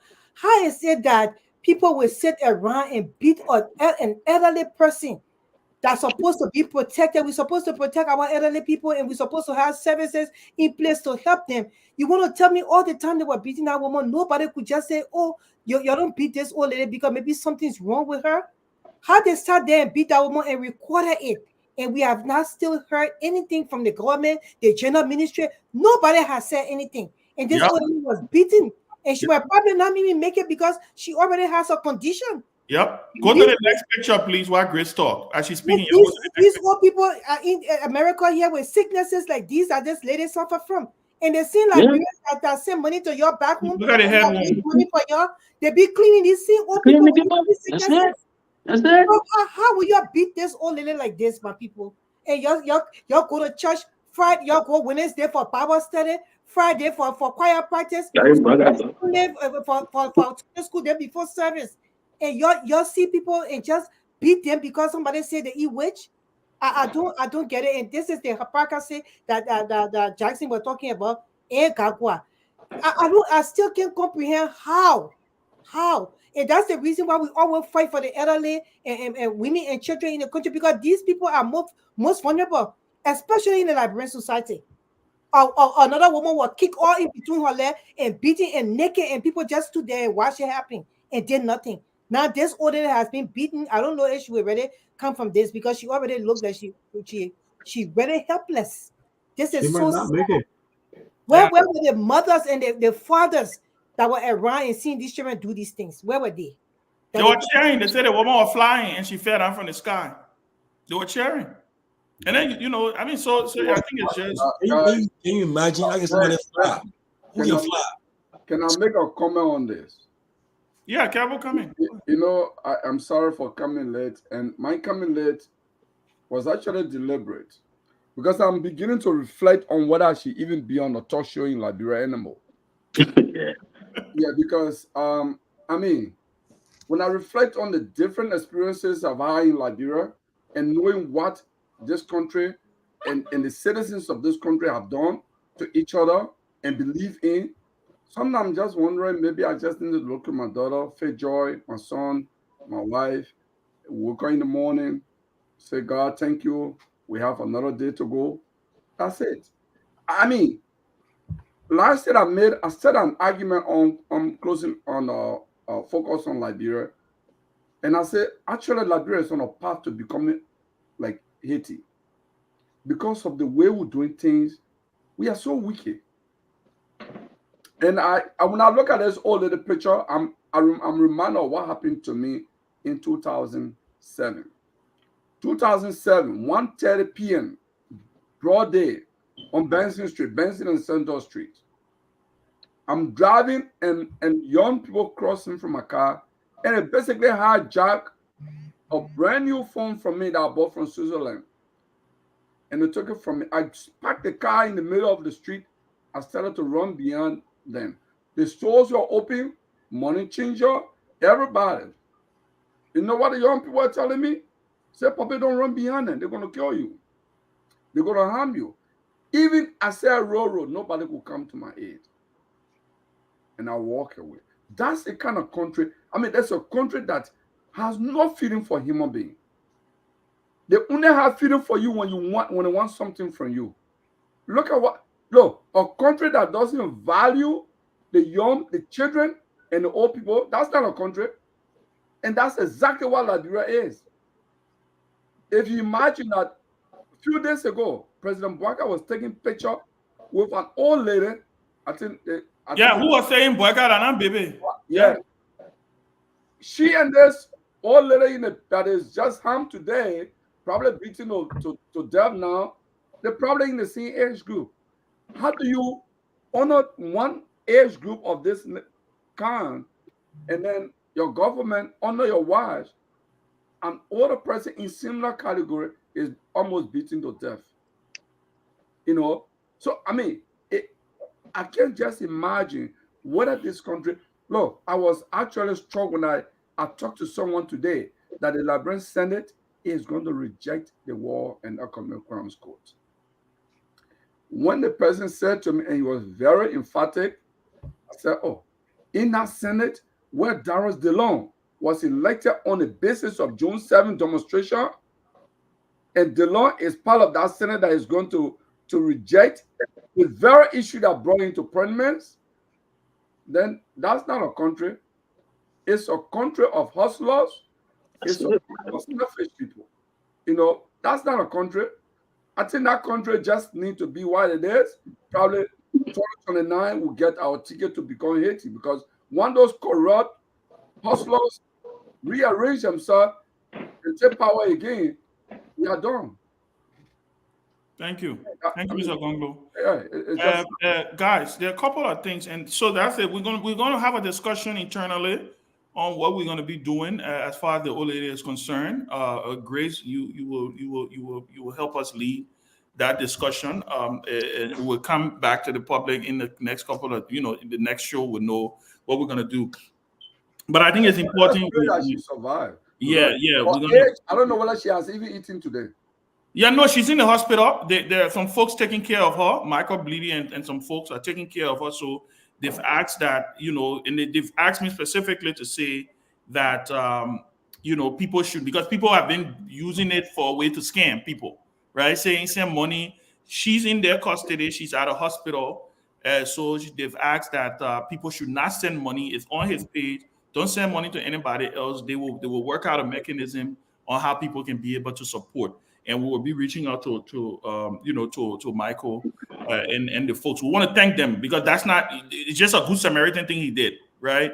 He just took upon himself. He saw it and reached out to his sister in Liberia, who went and found her, and they've taken her. You can see the picture of her there, nicing her and stuff like that. So we just want to say thank you to them for that. But Ben, I have a quick question before you come into. Okay, so.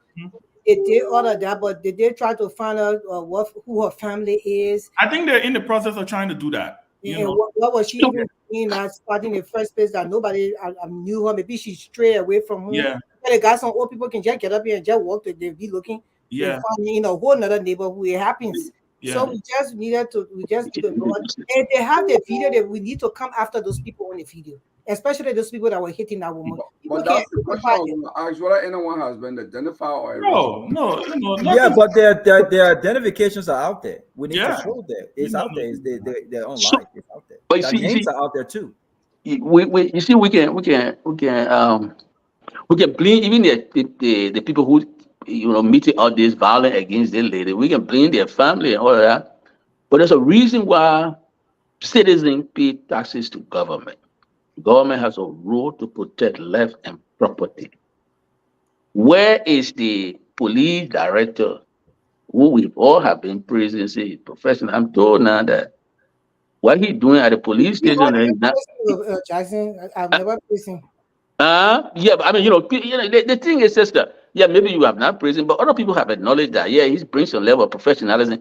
Somebody just argued the other time and said, but the man has tried to maybe create a complete friendship club at the police station. One of his friends who retired from the police, he brought a man back, officer of the established procedure. But here is the critical issue that they have to deal with. We have argued over and again against vigilante justice. What they did to that woman here, and seeing vigilante justice right on Boaka's watch. And the sad thing is that that woman and Boaka are almost in the same age range. And the police have not apprehended anybody yet to account or to pay for or to charge them even for what they've done.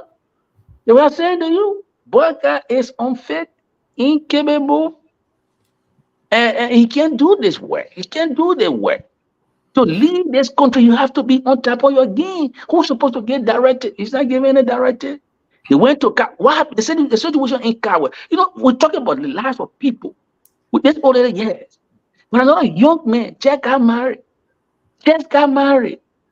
in Kawa, I'm told he didn't even steal the current as it was falsely narrated by these desiccated UP boys. They went to the man's house. The man meter his place in his house. They said, oh, the meter is not outside, so the man stealing. The man said, no, the meter is in the house. I'm not stealing, correct? What did they do? Instituted vigilante justice against a young man who was just married. I saw her dead body in the car. I was shocked. Killing people and nobody would be held liable. This is broadcast Liberia. The other guy in Nikrutan, they said, oh, they caught him with drugs. I said, but if they caught the man with drugs, he can't go to police station. They can't charge him. They got to kill him. Kill the man in Nikrutan. It's Boaka. Upon a Boaka what? All that thing. So you see, we're talking about what? The ways of second hypocrisy that all the greatest criticism about we aren't doing that. We are not able. I'm not here to promote. We are to defend. But I'm just saying, if you were loud against if you were critical against now you have the opportunity to usher them, man. But you're doing worse than a man. You're doing worse than we are. Thank you.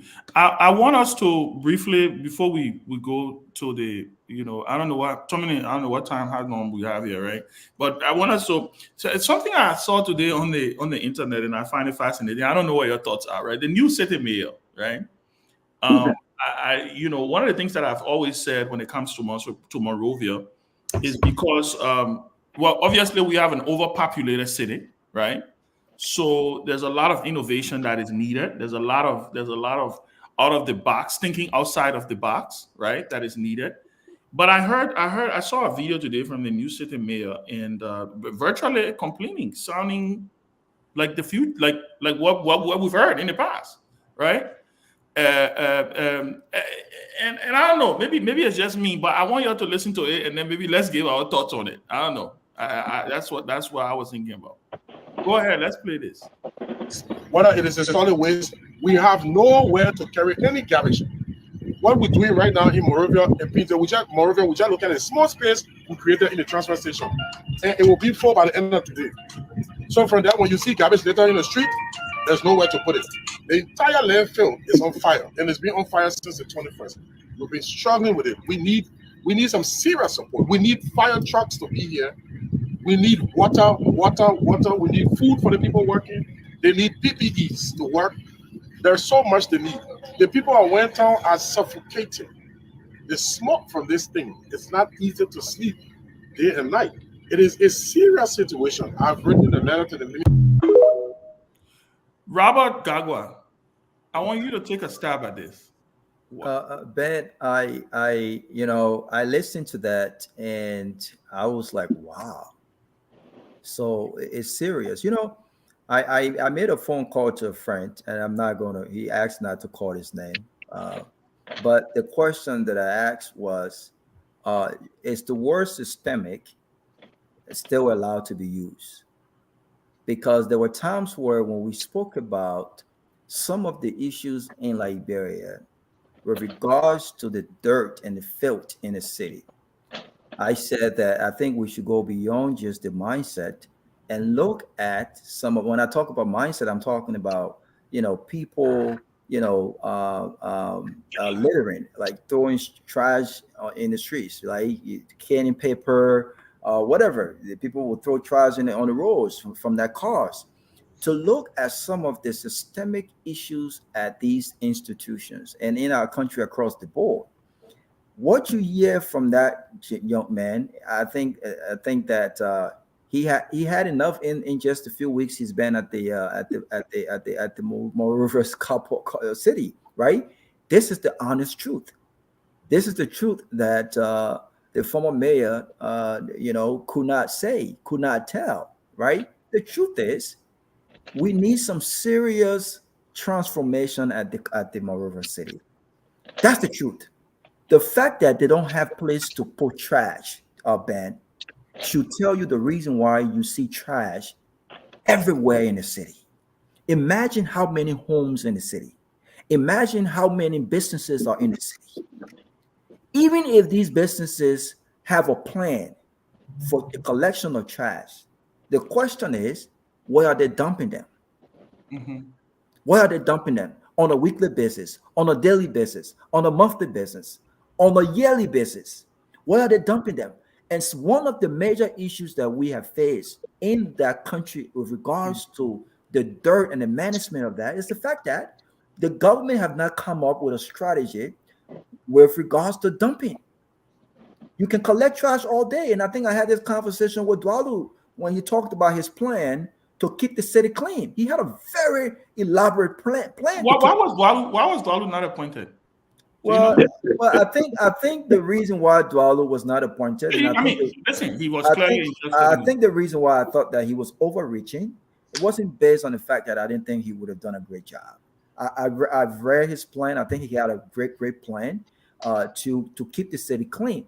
I think that though he did not have the kind of influence as opposed to like this current city mayor and some of the folks close to the president, and we see that right now. And there's this thought process where people felt like he's a new guy on the block. He just came on board. They're not going to give him that significant job, right? But this mayor is being honest, and I like the fact that he's being very candid here with regards to the tax and the challenges that the city faces. Ben, we do not have a place to dump, even if we bring trucks. And trucks are collecting trash. Well, point of correction. I think we do have a landfill, but what I understand, right, and I stand to be corrected, and anybody else can jump in here after Robert, right? I think we have a landfill, but what I hear him complaining about is that they keep lighting fire at the landfill. And when you light fire at the landfill, you can't continue to put dirt there because it causes an environmental hazard, right? So that's why you see him saying we need fire trucks, we need this, we need that. So yeah, but they have there's no space. It's a place is overfilled. That's what I'm saying. So they're burning some of the fire. The fire is an issue, but there is no space. There's no space. I mean, for the kind of have you been to one time?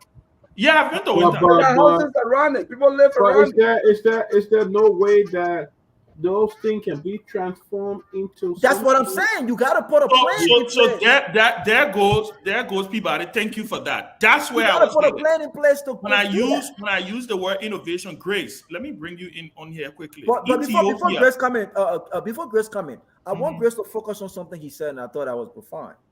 Basically, some of the folks that are currently with him trying to help clean up, they are not even on the city payroll. They are volunteers. Yeah. They're talking about you. The people need food to eat. They need water to drink. This is what the city is incapacitated. There's no serious plan, and you need that plan, and it's not cheap. Yeah. Grace, I want you to come in, right? So innovation, right? I was watching a documentary the other day in Ethiopia, right? Ethiopia has like a plant, right, that turns trash into electricity. They actually do. You can go on Google. Go on Google, everybody. In fact, I will find the link and I will post it, right? Listen, part of the closing argument is to also throw out ideas, right?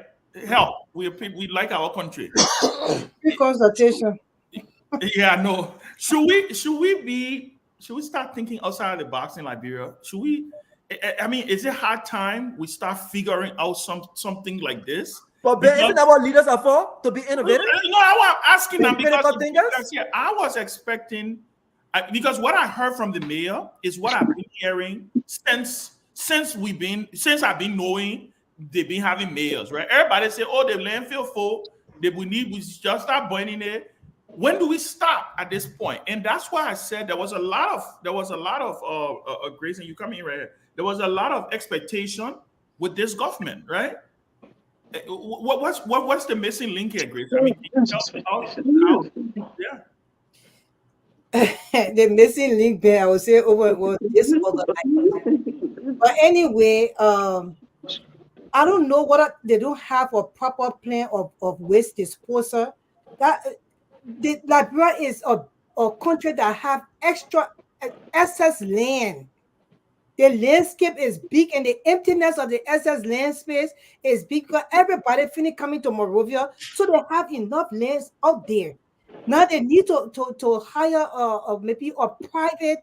I heard the other time from someone that in Ellie Johnson's early government, the World Bank had a program out there for Liberia concerning waste. Yeah, on the Maribor. Yeah, on the Maribor. Now they said that they have certain companies, Liberian-based companies, that actually went and applied and gave their proposal for this waste program, and two of them were approved, and they were approved for millions of dollars. So what they needed to do was they had a certain time to get the waste. You know how people will bring their waste outside, the dirt, and put it all in the garbage can, and then the trucks come and pick up the garbage and take it to a certain location and dump it there.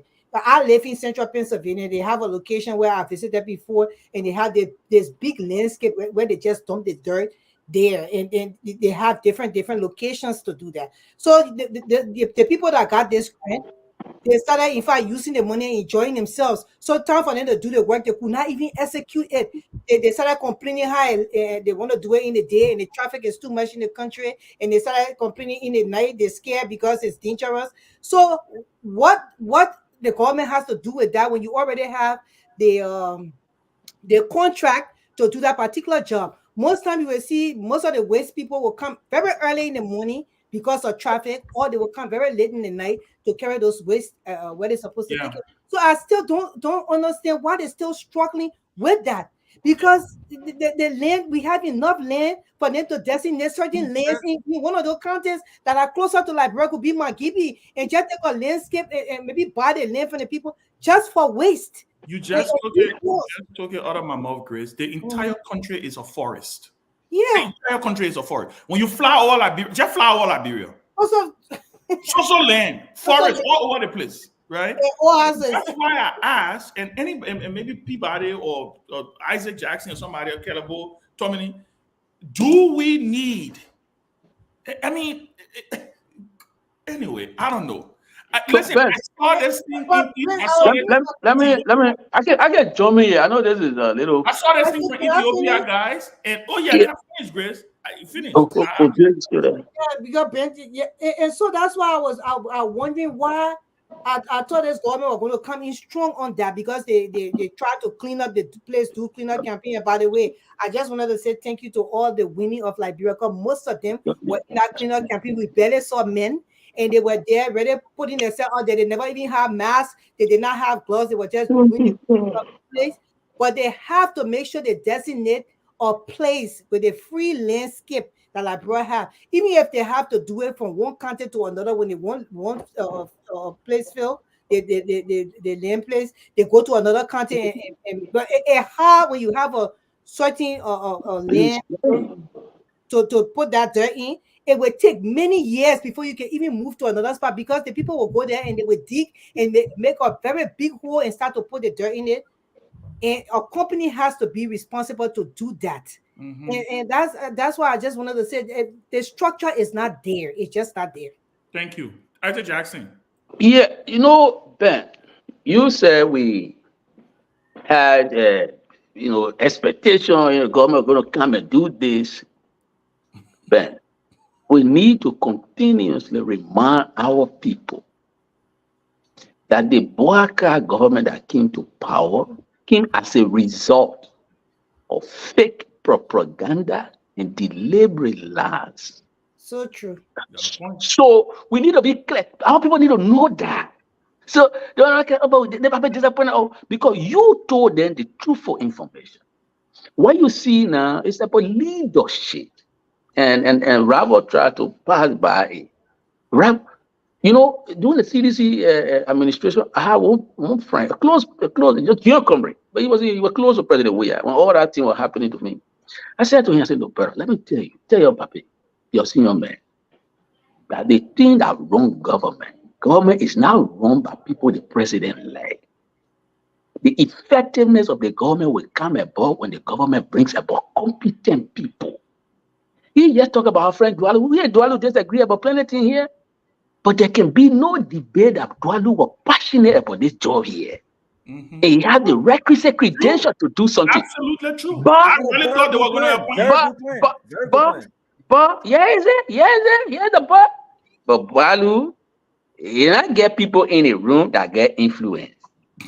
So the people who Bwaga left, or the people who around Bwaga left, I didn't want to see the millionaire. He gets on the job and he starts to lament. Now, when you get government job, you get the money to pay the people. So most of the jobs. But sister, you see, that's what I was talking about. So when you get government job, it's not to complain, to cry, to lament. It's to solve problems. The new mayor, he look at the parents are crying. We don't get it. But mayor, you got to sit down now, develop one program. And if I were there with him, the first thing we need to do here is to probably buy into what you're doing. You know about Amika. So I'm always emphasizing this. And that was the earlier problem that Madam Sally had, right? We're facing things all over the place and we're not communicating. If you want the public to buy in, create public awareness around where we are now, how we can help your vision to clean the city. You guy on the play that you crying like that? What is the strategy? What is he going to do about this? These people, they politicize everything. And this is the problem they're going to have. I take you to another issue because this clinic city is a public health issue. Say it's a public health issue. Yeah. I will take you to another public health issue that they try to politicize. Yeah, 60 seconds quick. But Ben, this is unfair. But I will take you to a quick public health. The cleaning of the city is a public health issue, right?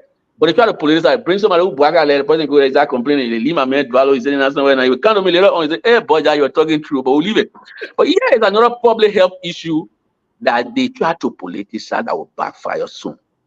When Bwaga doing his in the State of the Nation, he went there and said he would be the first to take drug tests.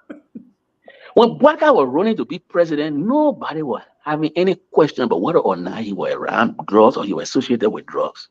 The issue that was hovering over Bwaga's head, which was brought in the public by our friend Dillon, was that Bwaga was dismissed in the PRC government for corruption. So he never tackled corruption. But Bwaga is trying to put a political face on a public health issue. The issue of drugs abuse and dealing with drugs in the country is a public health issue.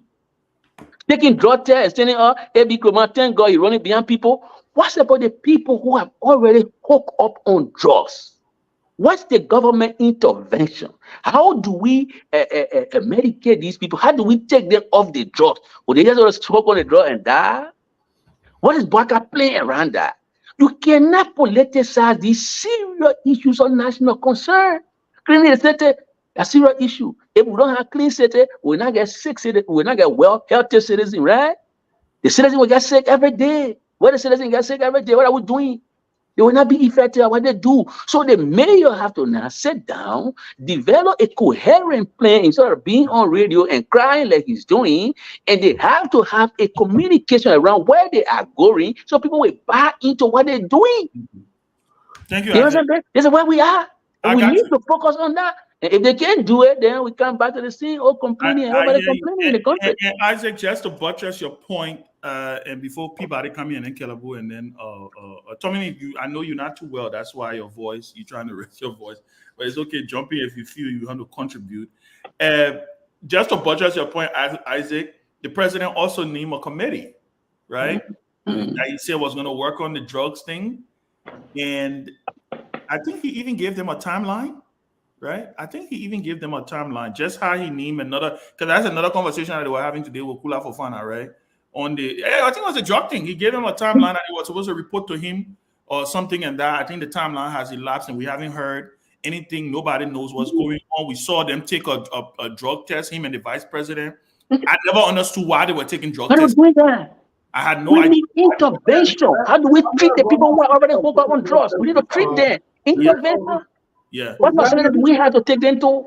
So let's go to Peabody. How many officials are taking contact? I know, right? I have no idea. Go ahead, Peabody. I don't know who brought that out. That Vice President Baka is going to take a drug test. He did not set up any institution. He did not set any drug facility so that you would treat the people. It's not a requirement for the cabinet members that before you work for government, you have to do drug tests. You got no treatment area in Liberia, hardly for the folks on drugs. You jump out there, you say you go and take drug tests. I don't know how dumb that was. Who even the president to go there and doing drug tests? Did the other person go and do drug? What's the essence of that? What's the essence? You got all the kids you call Zogos out there. These people who gave you the drug test now have not even tried to reach out to those children to help them or to bring them in some treatment home or do a drug test and things like that. But you jump right there, you say, give it up. If somebody tests positive, what kind of treatment facility you have to send them to go and do the? What kind of drugs are you looking for? What kind of drugs are people even dealing with to say that you need to do a test or that drug is bad or to find it? If that's something that the EPF or the police,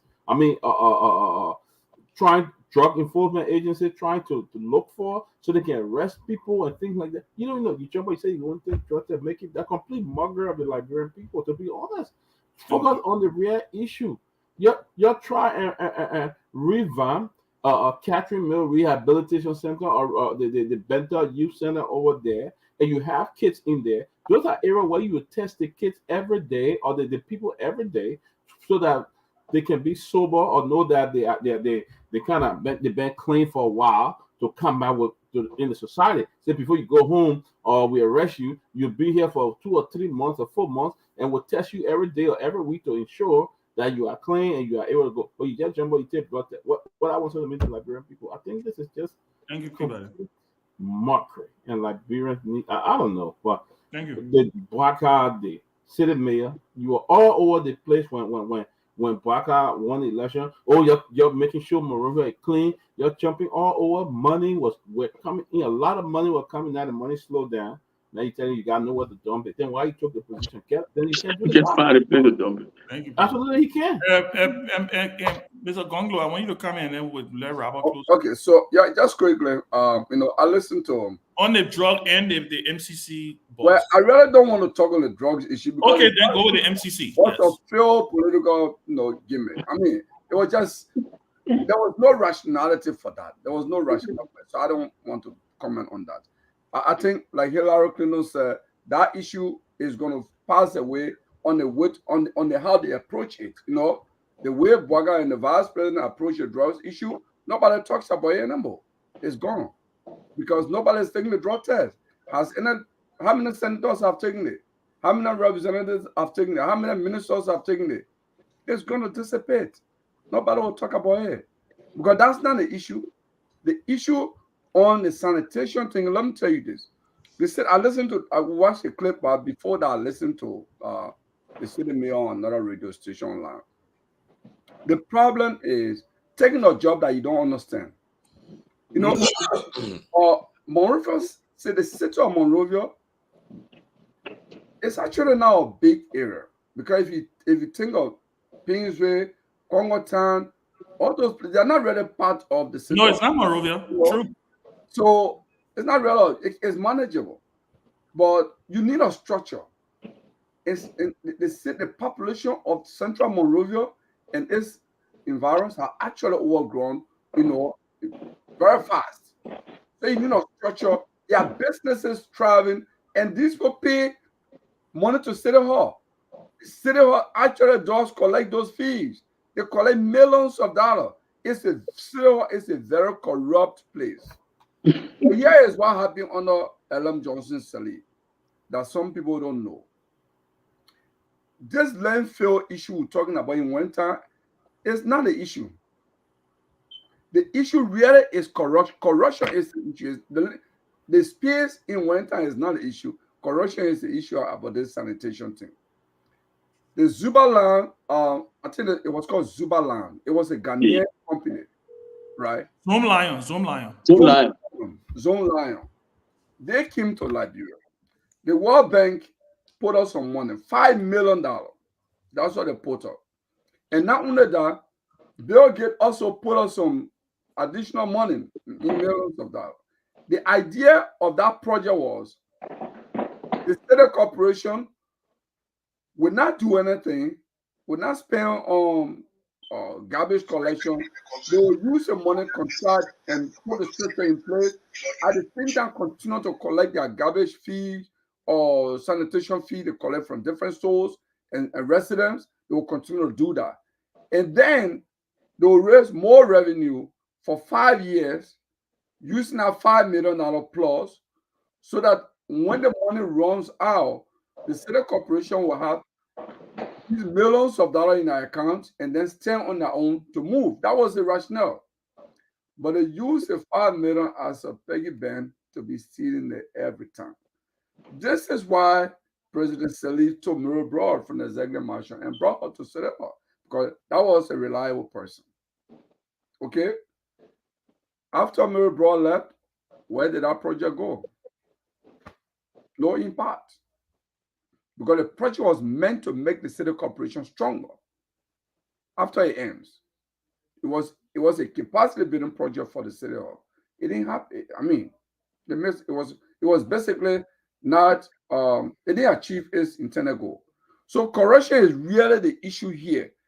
Technology can solve the problem. It's not that people have not come to Liberia. For the 12 years Sirleaf was in power under the Unity Party, I know of one Indian company that came to Liberia and was talking to government officials that they can actually produce electricity of the one-time trash. But the question was the relationship between producing the energy, the electricity, and AEC. How was it going to be done? They wanted the management control. They produce the electricity and then sell it. I think those talks, those kind of discussion broke down.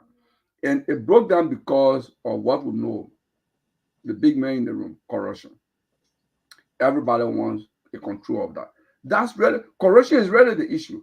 The landfill technology, there are plenty of people out there who want the idea, who train the ideas out there. But corruption is our big issue. And I will just end on the Grace point on about looking for different candidates. Grace, I don't think that's the way to go. Because take, for example, Gantor. Gantor is growing so fast. Gantor has no public water system. Gantor has no sanitation system. You go to Qatar, the same thing. You go to Buchanan, the same thing. So what you care? There are people living in this country producing trash themselves that they have no system. Yeah. Gantor, Kakata, they don't even have sanitation truck. At least Moreover is blessed. Politicians can give them. We're talking about to dump the landfill to dump the dirt. They should get landfill in certain counties that are bigger so they can dump the dirt in those counties. Yeah, but in this 21st century, let's go for technology. Let us not look for other countries to pollute their environment. But in other countries, what's happening now with trash? They take the trash and they use it. It's being used for a lot of stuff. I don't know Yeah. why we're not innovative, why we're not making use of it. Because I'm telling you, there are a lot of people, the trash that we got, yeah, it can turn into something, into some energy or something for that can make money. I don't know why we're not taking all the initiative, but we need to expand our horizon so people No, can. no. The thing is that, Robert, I know you come in 1 minute. Look, I took an Indian guy. He came to Liberia to visit me in 2017. I took him to Pinsway Red Light, and we walk around the vegetable market. He saw it because we are in a very tropical region. The climate is warm.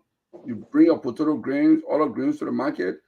At the end of the day, they're all getting weak, and basically you lose your money. And he said, no, this is very cheap. There's a technology in India we just need. It's like a plastic bag. I mean, you just put this inside, you preserve the grain. It's going to be there for as long as you want it. When you want to cook it, it's going to be, just put it in the water, it's going to be fresh. So you don't need to throw this away. And he was telling me, he said, Gongo, let's go in this business. You know, I mean, there's technology for all this stuff around to minimize even trash. Mr. Gongo, you're talking about technology, but the thing is that we do recycling here. Although technology comes in, but you still have to have a landfill that you would take these different garbages to. Like the recycle, they have a certain area in Pennsylvania where they collect all the recycle from people and they take it there. And then the people come and take that and do recycling on the bottles and create another maybe or energy generator stuff or create another bottle to be for something to be put in it and sold. So that's what I was talking about. All right, but Look, I heard Tomalin talk about, in other countries people are using innovation with regards to recycling or using trash. In Liberia is different. Because you can't do much with trash when 50% of the trash also includes food, right? I mean, there's not much you can do. People are not just throwing out trash from their homes. People are throwing out poops as well. Most of these homes in the city, not everyone that are fortunate like us to have nice toilets and all of the different things that we can comfortably use in our homes. How about they have do river? I'm sorry? They have do river. Well, they're thrown in the rivers too. And that's why people barely swim in the beaches, at the beaches these days, the waters, right? People are using pools these days, right? But you got put a lot of chlorines and things in the water. Look at what Rwanda did. One of the major thing in the city many years ago was the congestion of the city. Liberia, Monrovia is so congested. I mean, can you imagine spending 3 hours just to cross over the bridge on a regular Monday after 8 a.m.? 8 a.m. You spend 3 hours just sitting in that traffic. There are more cars than roads. People don't understand the importance of infrastructure development. What they did, they spent over $80 million to expand the roads. They spent $30 million to transfer businesses in other areas and other cities that were basically empty, where people did not want to go, right? Grace talked about the number of empty spaces in that country. You mean to tell me that why have we not started thinking outside of the box as a responsible country with responsible leaders, with critical thinkers about how do we get people are not coming to Monrovia because they love Monrovia. People are coming to Monrovia because that's where everything is. Everything is in Monrovia. Even people who want to do business, all of the folks are coming to Monrovia. They're not coming to the place because they love the place. Why are we not thinking outside the box to expand the city, to take industries and companies away from Monrovia, to be sure that where they're going, it is easy to do business, right? Road connectivity. These things are very, very important. Other cities are not just talking. Innovation is good, but innovation is not cheap. Innovation costs. These cities. Look at Accra. Accra is not the cleanest city in the region, but they are spending close to $10 million Annually, when it comes to the corporation there, people are not asking folks to buy them food, to buy them water. These guys are not working on a volunteer basis. They are on payroll, and so they're serious about their jobs. Taxpayers are paying them, and so they expect the city to be clean. So, we beg so much, and we run government, and our politicians run, or they're in Congress on a humanitarian basis. Serious government cannot be ran on a humanitarian basis. You can't ask serious people to go. Look at the park. I heard the young man was talking about the PSP park, about giving that park back to the people, the community. But most of them were not on payroll. It was based on a voluntary business. You can't run a city like that. You can't run serious businesses like this. So in as much as we have to be thinking, in as much as we have to be innovative, we also have to be serious about how we spend our money. You can't pay people $15,000, $20,000. You can't have 50, 60% of your budget on salary, and you expect to develop the country. More than 50%. It doesn't, more than 50%. It doesn't work that way. It doesn't work. So we've got to put our money where our mouths are. We got to say, if we're serious about development, then we have to make sacrifices. Our lawmakers can take $6,000 every month, right? We can cut down the benefits. They can purchase their own car instead of spending $3.5 million on getting cars for lawmakers that are already making a lot more money than they should be making, and that you're not even going to get those cars back, right? We've got to be smart. Innovation is not cheap. It's not about just thinking things out loud. It's about being smart, but also about how do you spend in a very wise way. We are not thinking, we're not being innovative, but even when we are, where is the cash? Where is the money? How are we doing our budget? They said, show me your budget, and I'll tell you where your priorities lies. Right now, our budget tells everything about who we are. It's about paying our politicians more money. It's about making sure they're living a comfortable life. It's about making sure that their kids are going to great schools. It's about making sure that they're traveling VIP. It's about them. That's 10%. 90% of the people and the country itself will continue to. Why do you think we have fires all over the place? Do you know how many houses are being built? Even right now, as I speak to you, people are talking about hiring the right folks for electrician work. Can you imagine the risk that you have when people are switching from LEC to generator constantly, and you're not connecting these wires properly? This is why homes are being burned. I mean, we're going through a lot. People are suffering not only because of the lack of leadership, but because of greed. Our politicians, our political leaders are greedy. They're thinking about themselves more so about the people in the country.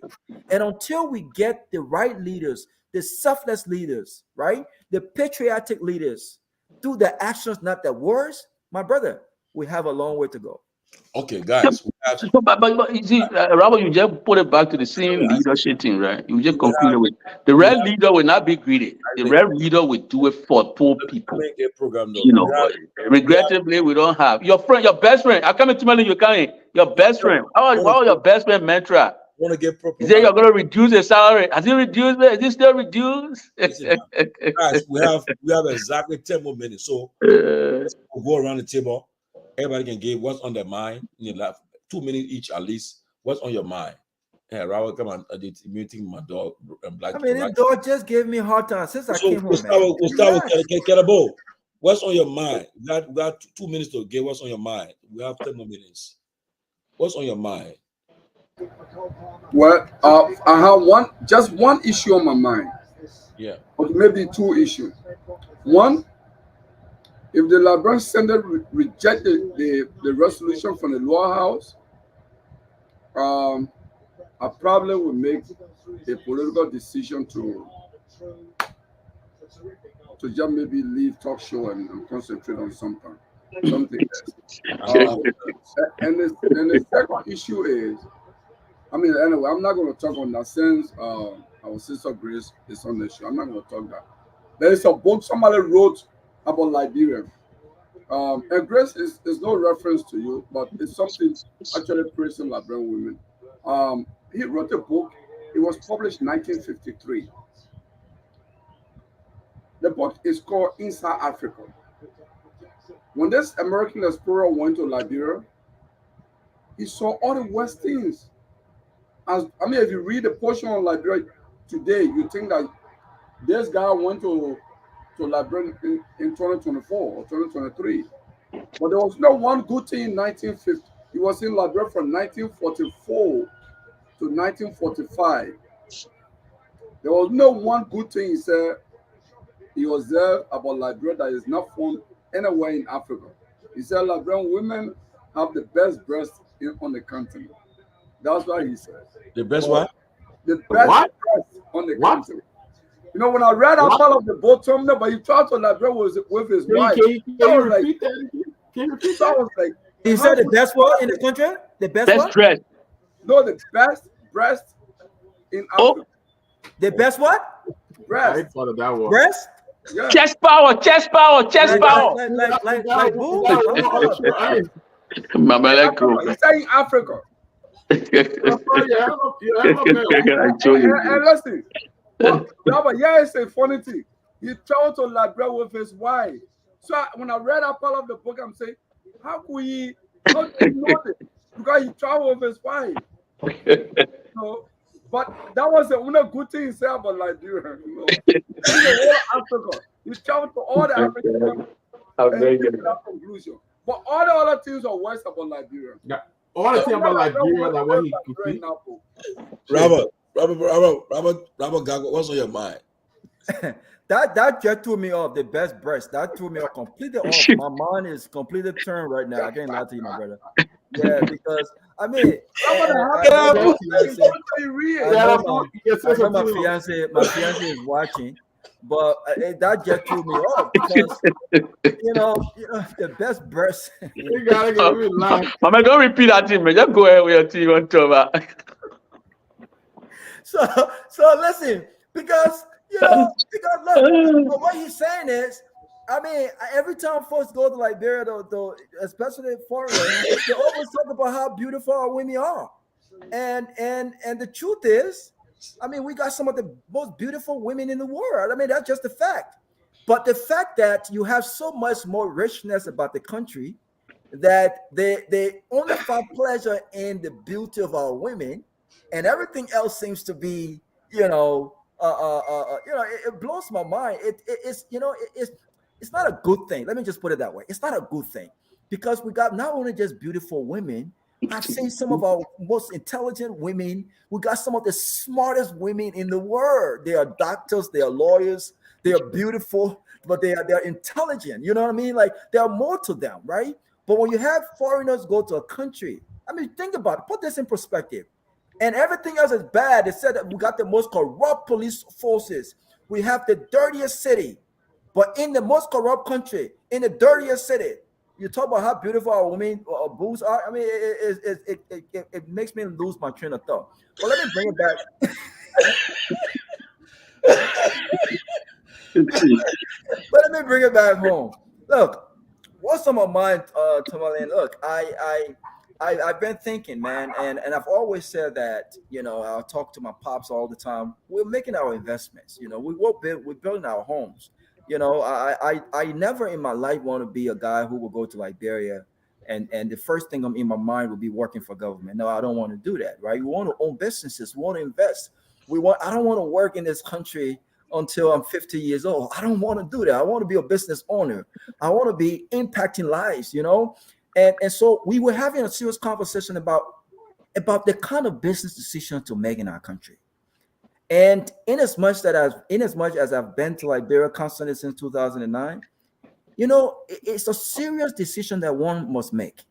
Because I've seen a lot of people who have gone back home to $20,000, $50,000, $100,000, very excited about an idea.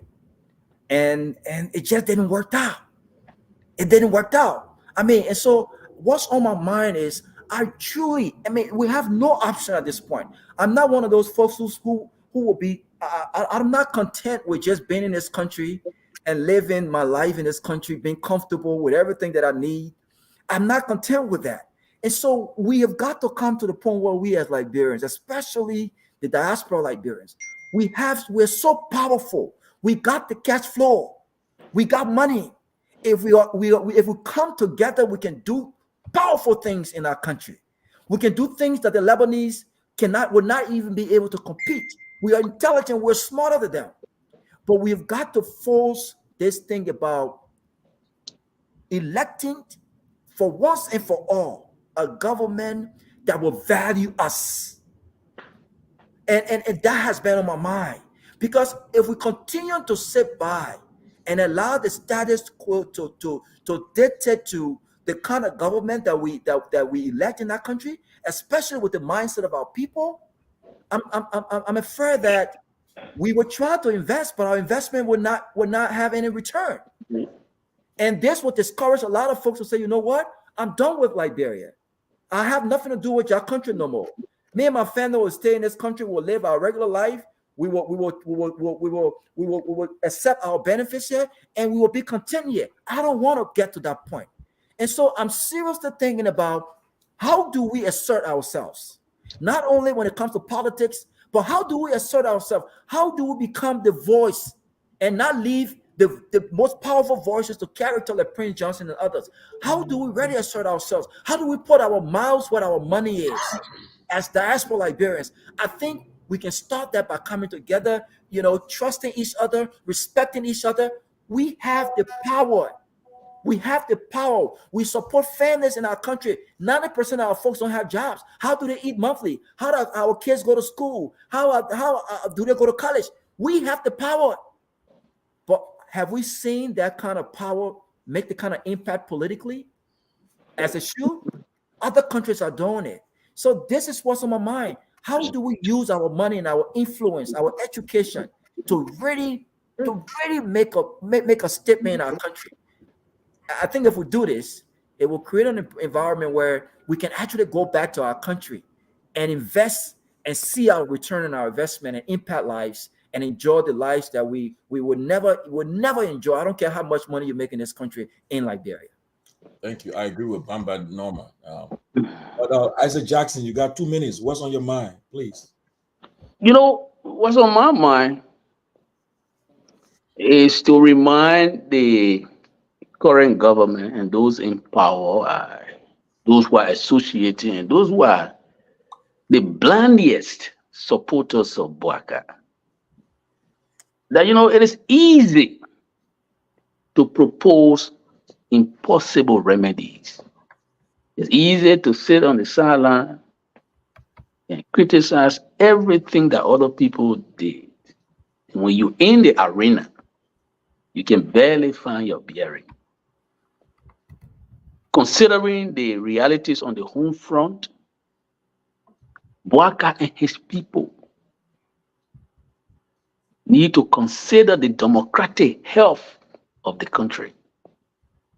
And when you're considering the democratic health of the country and the forward advance of your country, you don't indulge, you don't engage in deliberate, naked witch hunt.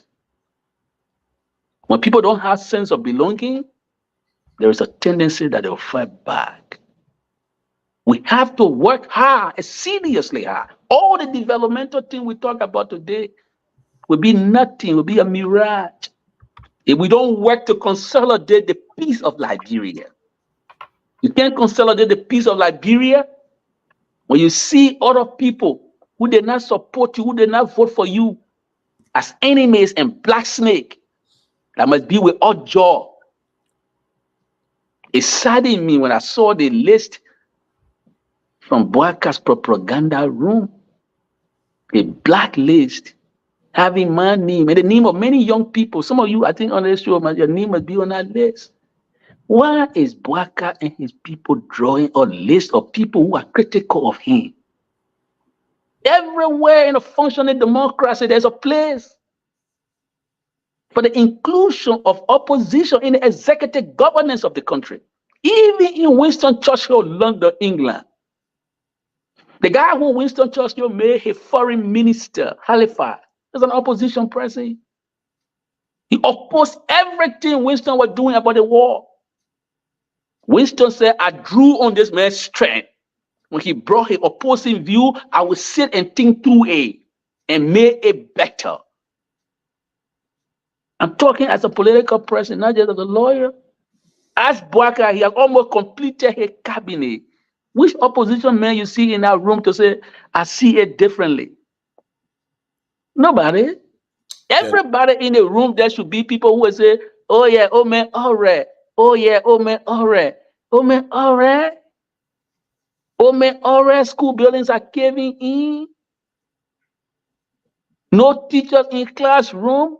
Nothing there to motivate anybody. Which generation is going to replace us if we don't give priority to poor people, children? The University of Liberia stay closed. I understand people shall be talking about it. What is Bob Walker priority? Oh, his priority to get blacklisted for Isaac Jackson. When I can't hear the government, oh, that brother tell you, criticize government, I can't hear. That's it. The blacklist to fire everybody at Freeport because you want to create job for your people at the expense of the functioning of the Freeport in the government. 30 seconds. 30 seconds. But you know, these are the areas that we are. Oh, development, clean city, do this, do that. If we don't take care of the critical things that we need, how to consolidate our peace. The last thing I would say, you see, today Prince Johnson has, quote unquote, a puppet to talk about Bwaka being a betrayer. You know why? Because Bwaka definitely adheres to our warning. Our warning was clear. Do not give a respectable podium to people who chop other people's ears and cut their throat. When you give them a respectable podium, tomorrow they will make moral argument. Prince Johnson making moral argument. Know how he described Bwaka? Bwaka is a betrayer. That word Bwaka is a betrayer will resonate with plenty of people, and soon and very soon, Bwaka will not have space to explain himself. Okay. Showtime, you do. And Bwaka, why Bwaka responded to all was he was going to dance with the devil. Now he's dancing with the devil. We don't know how the dance floor will look like. Whether there'll be blood on the dance floor, we don't know.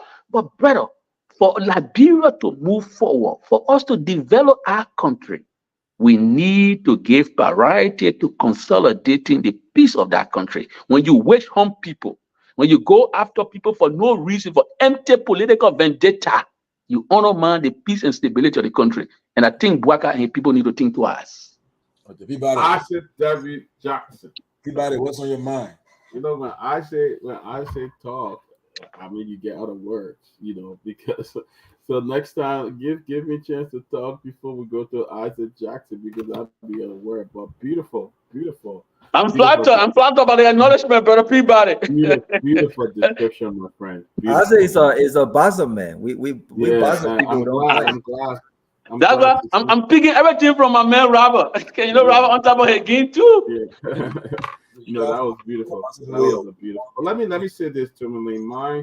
What's on my mind is I'm glad today I've been in contact with the folks in Ghana on the Bujumbura refugee camp. I'm expected in Ghana shortly, and the last few weeks I've traveled to different places doing presentation for my organization. I was just in New Hampshire, and then I went to Scott City, Kansas, and the response were great. So I'm looking forward to go to Ghana and to provide water, food, because that's one of the major things that we've been contacted for by the church.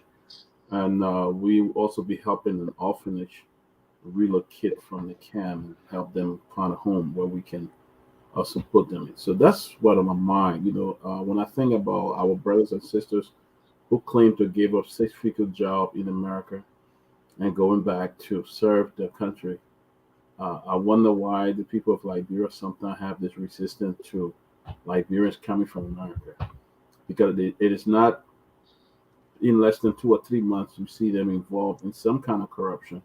They were going to rescue the people, but they are involved. That's why a lot of them would say they're giving up their job to go and to work for $1,000 or $2,000 with all no benefits.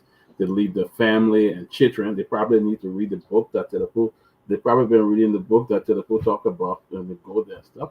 But it only shows that the leadership, they did not take over to bring hope to the Liberian people, but they took over because They've been broke for a long time. They've been broke for years. We know how broke Baka was. We know other people that are dead now that have been recycled, how desperate they were, broke, hungry, and now they're going back to the meat farm. And to just get, I mean, all these things you see, these noise you see people making around here, they are not honest about it. They are not. They are only saying it just so to grandstand, but they are really not honest about it, about the change they want to bring. If you want to bring change, the first thing you need to do is to abide by the rule of law, by the Constitution. Then people will know. The first thing you're going after people everywhere, well, that's our time, will get you out of here. You move from the office. I mean, talking to brothers, talking to their own Liberians. It will get you out of the office. What is this how you ensure you want us to work together? Is this the way that you want Liberians to be together and to live and work together? Is this the kind of thing you want to do? You go there and sideline entire population for 6 years, and then when you out, then they come back again and sideline the next group, and so we're bringing change to Liberia. I I said it from day one. I did not support uh, uh, uh, Joe Biden. I did not support the CDC. Day one, there was one person who could have really made some change in Liberia. The Liberian people decided to go the other way. And it's the same that Liberians are not afraid of suffering. It's the only country in the world that the people are not afraid of voting for suffering. And that's the Liberian people. And that's why they will still be in it. And that's why we see all these reckless, inhumane behavior that continue to exist in the country. You look at a 60-year-old mother and beat her almost to death in that country, and you expect things to change. And that's why people, because continuously, what did Mr. Cummings say? You do the same thing over and over and expect a result. There will be no result coming to Liberia. All the people you see running up and down, people running to be senator and representative because of the pay and the big name. When they walk somewhere, they want everybody, oh yeah, that man is a senator for this county. Oh, that man, that deputy minister. You go places to eat, they sit there all day recognizing people instead of really focusing on themselves. Look at our university today, University of Liberia. It's not open. It takes people 5-6 years to graduate. Some of the people, by the time they graduate, they're already in retirement stage. All the years and things like that. You got engineering students, medical students don't even have the lab and thing that they need to really practice and to be good doctors. Students doing homework on what's up. What is that? And we sit there all day. Only thing we get out of Liberia is public big muff. The public big muff, that's what we get. Thank you. Gracie, Grace. What's on your mind? Tomalin, you're so funny. But what is on my mind is the War and Economic Crimes Court. I am still a believer that the War and Economic Crimes Court is supposed to be established in Liberia.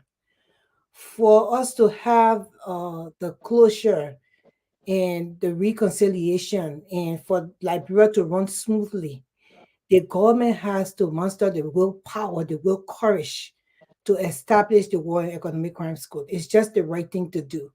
Now that we have, as people are saying, that other people, international people want to intervene. Now we have the attention of the international community. It's the right thing to do for this government to put in the political will and make sure that their stakeholders willing to actually effectively operate the World Economic Crimes Court, outside of government. Let the government be independently out of that whole thing and let the court process go on.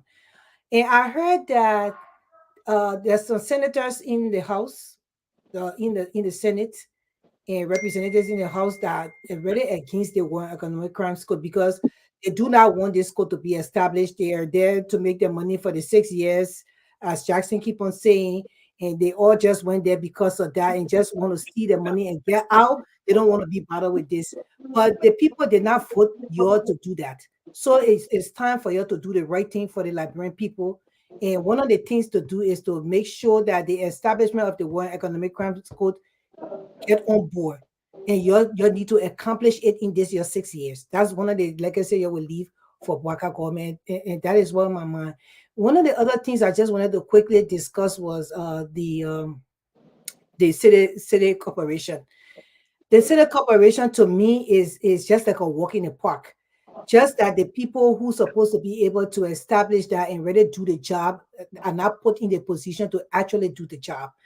If you have like this, you're naming somebody who really had a plan and or had all his things together that wants to go there to help the government to make sure that they keep the cities in Liberia, the different cities in the city of Monrovia very clean and make sure they have everything in proper perspectives when it comes to, removing the garbage, having the landfill.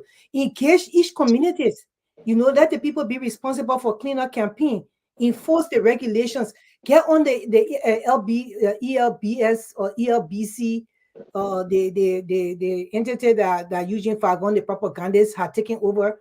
That entity is there to teach the people, train the people, or through radio how to make sure they get their garbage out there. Like they had this program on radio when we were growing up in Liberia. They used to sing this song over and over. Pay ya, what up, pay my brother, pay ya, what up, pay. Don't deceive you, say you better pay ya. What those kind of things. You bring programs, like songs and things to educate the people on how to get rid of garbage. And those things are teachable things that will help the community so they can be able to do that. And you enforce regulation. If you don't do this way, we will do this way, you will be fine. If this is illegal to dump your dirt on this end. So those things can be put in place and you can accomplish Liberia or Monrovia or the cities around Liberia be clean. And for the people to live for free in life when it comes to free, good air and all of that.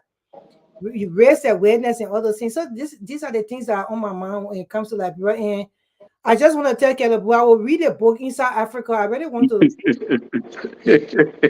You want to see how the man prays here? Yeah, how the men praise us because Liberians are very beautiful, especially the women are beautiful women. Good thing And he he said said about it. Liberia in that whole book. Yes, and he He said talk it about true. corruption. He talk about nepotism. He talk about cronyism. He talk about barrow. I mean, he talk all the things in 1944. Only that one. Yeah. And thank God he saw all of that, and then he also saw the goodness that we are beautiful. We Liberian women are beautiful women. Yeah, he said in the whole of Africa because he visited all the African countries at the time. From Egypt to Libya, all over. And he talking about Liberian women boobs. Yeah. Good have a nice day, man. I gotta go. It gets you crazy. Have a nice day. My mind quickly, right? The first thing about this is working number crime squad. I've been told that the U.S. government sent their ambassador to the region. And she came to Liberia. She met the president. She met the lawmakers, and they were clear about it. And those who obstruct it, they will be the first thing they will receive when they go to the embassy for a visa to come to America. They will get their first problem. Just last week, today the United Nations Conference on Women started in New York, but on Friday, over 50 Liberian from the Liberian government officials were denied visa for that conference through the gender ministry. They denied them visa. Usually they come on that conference, a lot of them come. But on Friday, on Friday, they denied 50 of them visa. I think only a few were given to come for that conference. That's the first thing. Then the national budget is presented with the executive. It's will be submitted to the legislature soon. We want to see that budget. We want to see what was prioritized in that budget. We want to see the President Boyga's vision, what he really want to do is the priorities, the agenda. We really want to see that budget that coming up.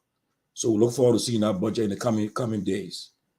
And then civil servants are still saying they are not being paid. They are crying for the salaries. LU is still closed. And then another thing is that if anybody who want to have government officials make their assets, they declare public, I'm told that that test the system. They call it the Freedom of Information Act. You can file with the courts and demand Robert Gagwa made assets declared public. You go to the court, say, Mr. Gaga declare his asset. Okay, but I want you to force you to make it public.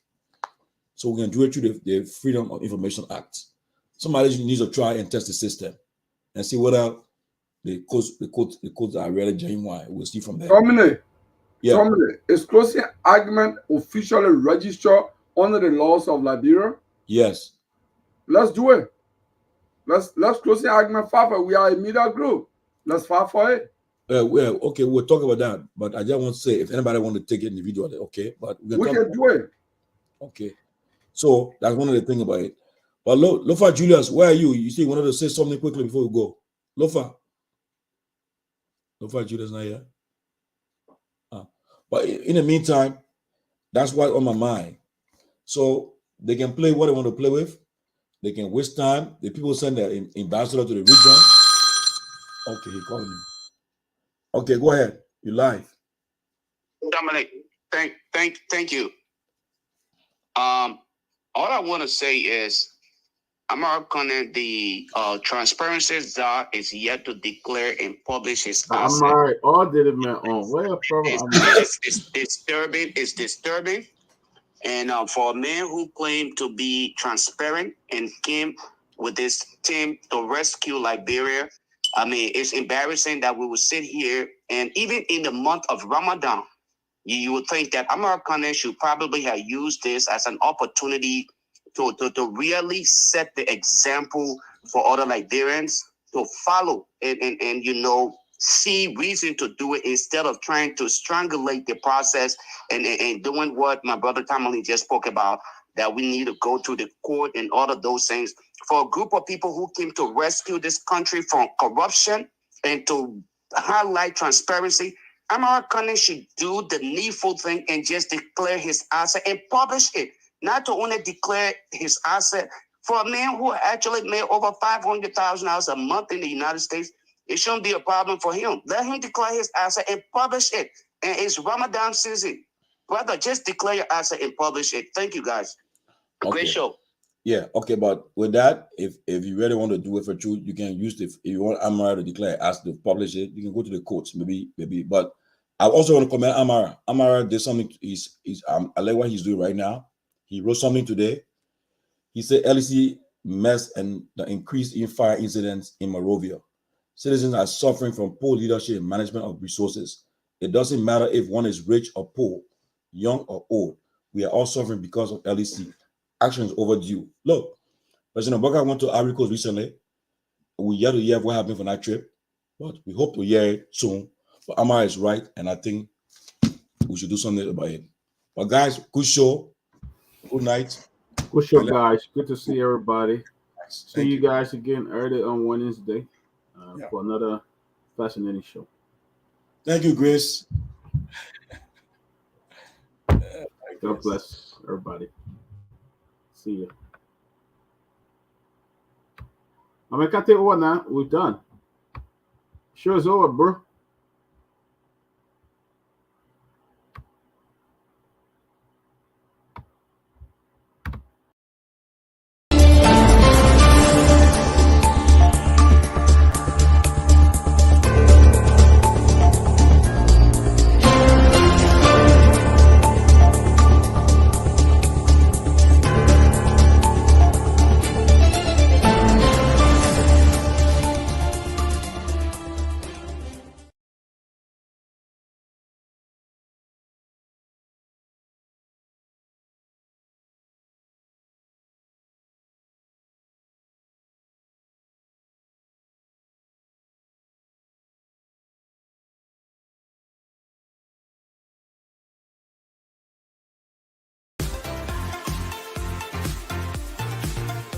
Let your celebration begin with Park Liquor Outlet, your first Liberian-owned liquor store in the city of Brooklyn Park, Minnesota. We have everything that you need to set that special occasion or bride. For your next party or great get-together with friends, visit Park Liquor Outlet. We have great selection of beer, wine, gin, and many more at affordable prices. Our customer service will make you always want to come back. We are open Monday to Saturday, 9 a.m. to 10 p.m. and Sunday, 9 a.m. until 6 p.m. Park Liquor Outlet, your one-stop celebration store. We are located at 6315 Zine Avenue North, Brooklyn Park, Minnesota. Visit us today and feel the difference.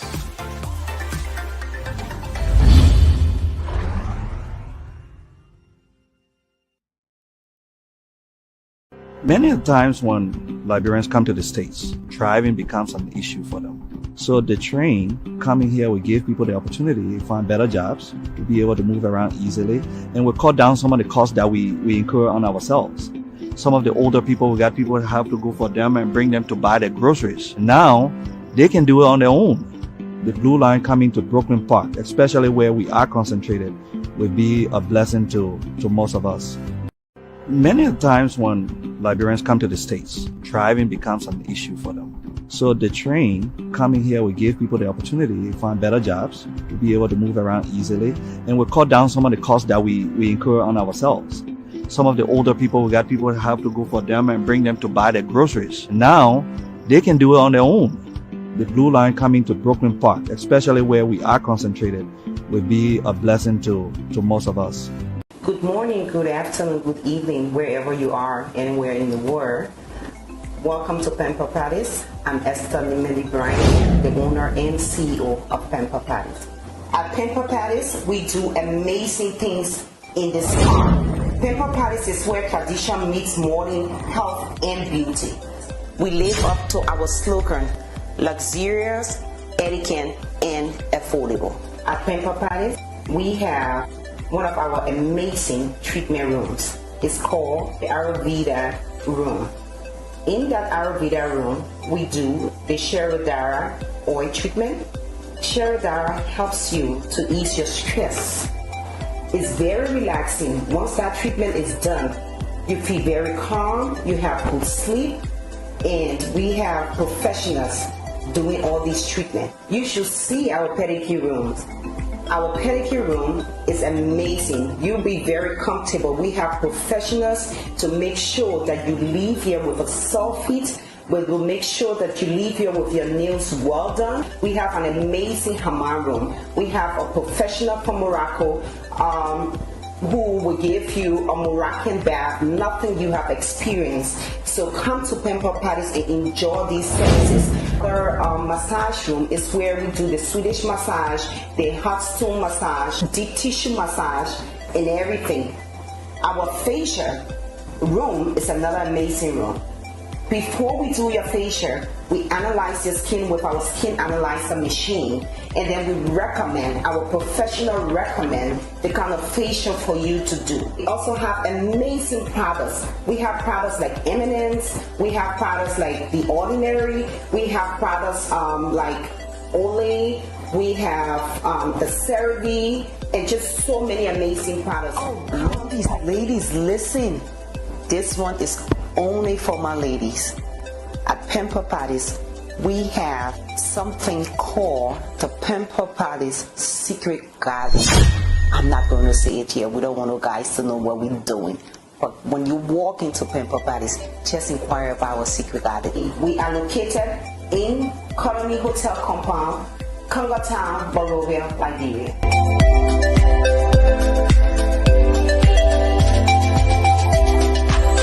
Looking for a quality and affordable insurance company? Then look no further. Peter Massaco Insurance, located in central New Jersey, is one of the best around. Peter Massaco Insurance specializes in homeowners insurance, auto insurance, life insurance, business insurance, and many more. We even offer a free financial planning consultation. We partner with over 20 top-rated companies to make sure we provide affordable prices to our clients. We have a full bilingual staff to fit your needs as well.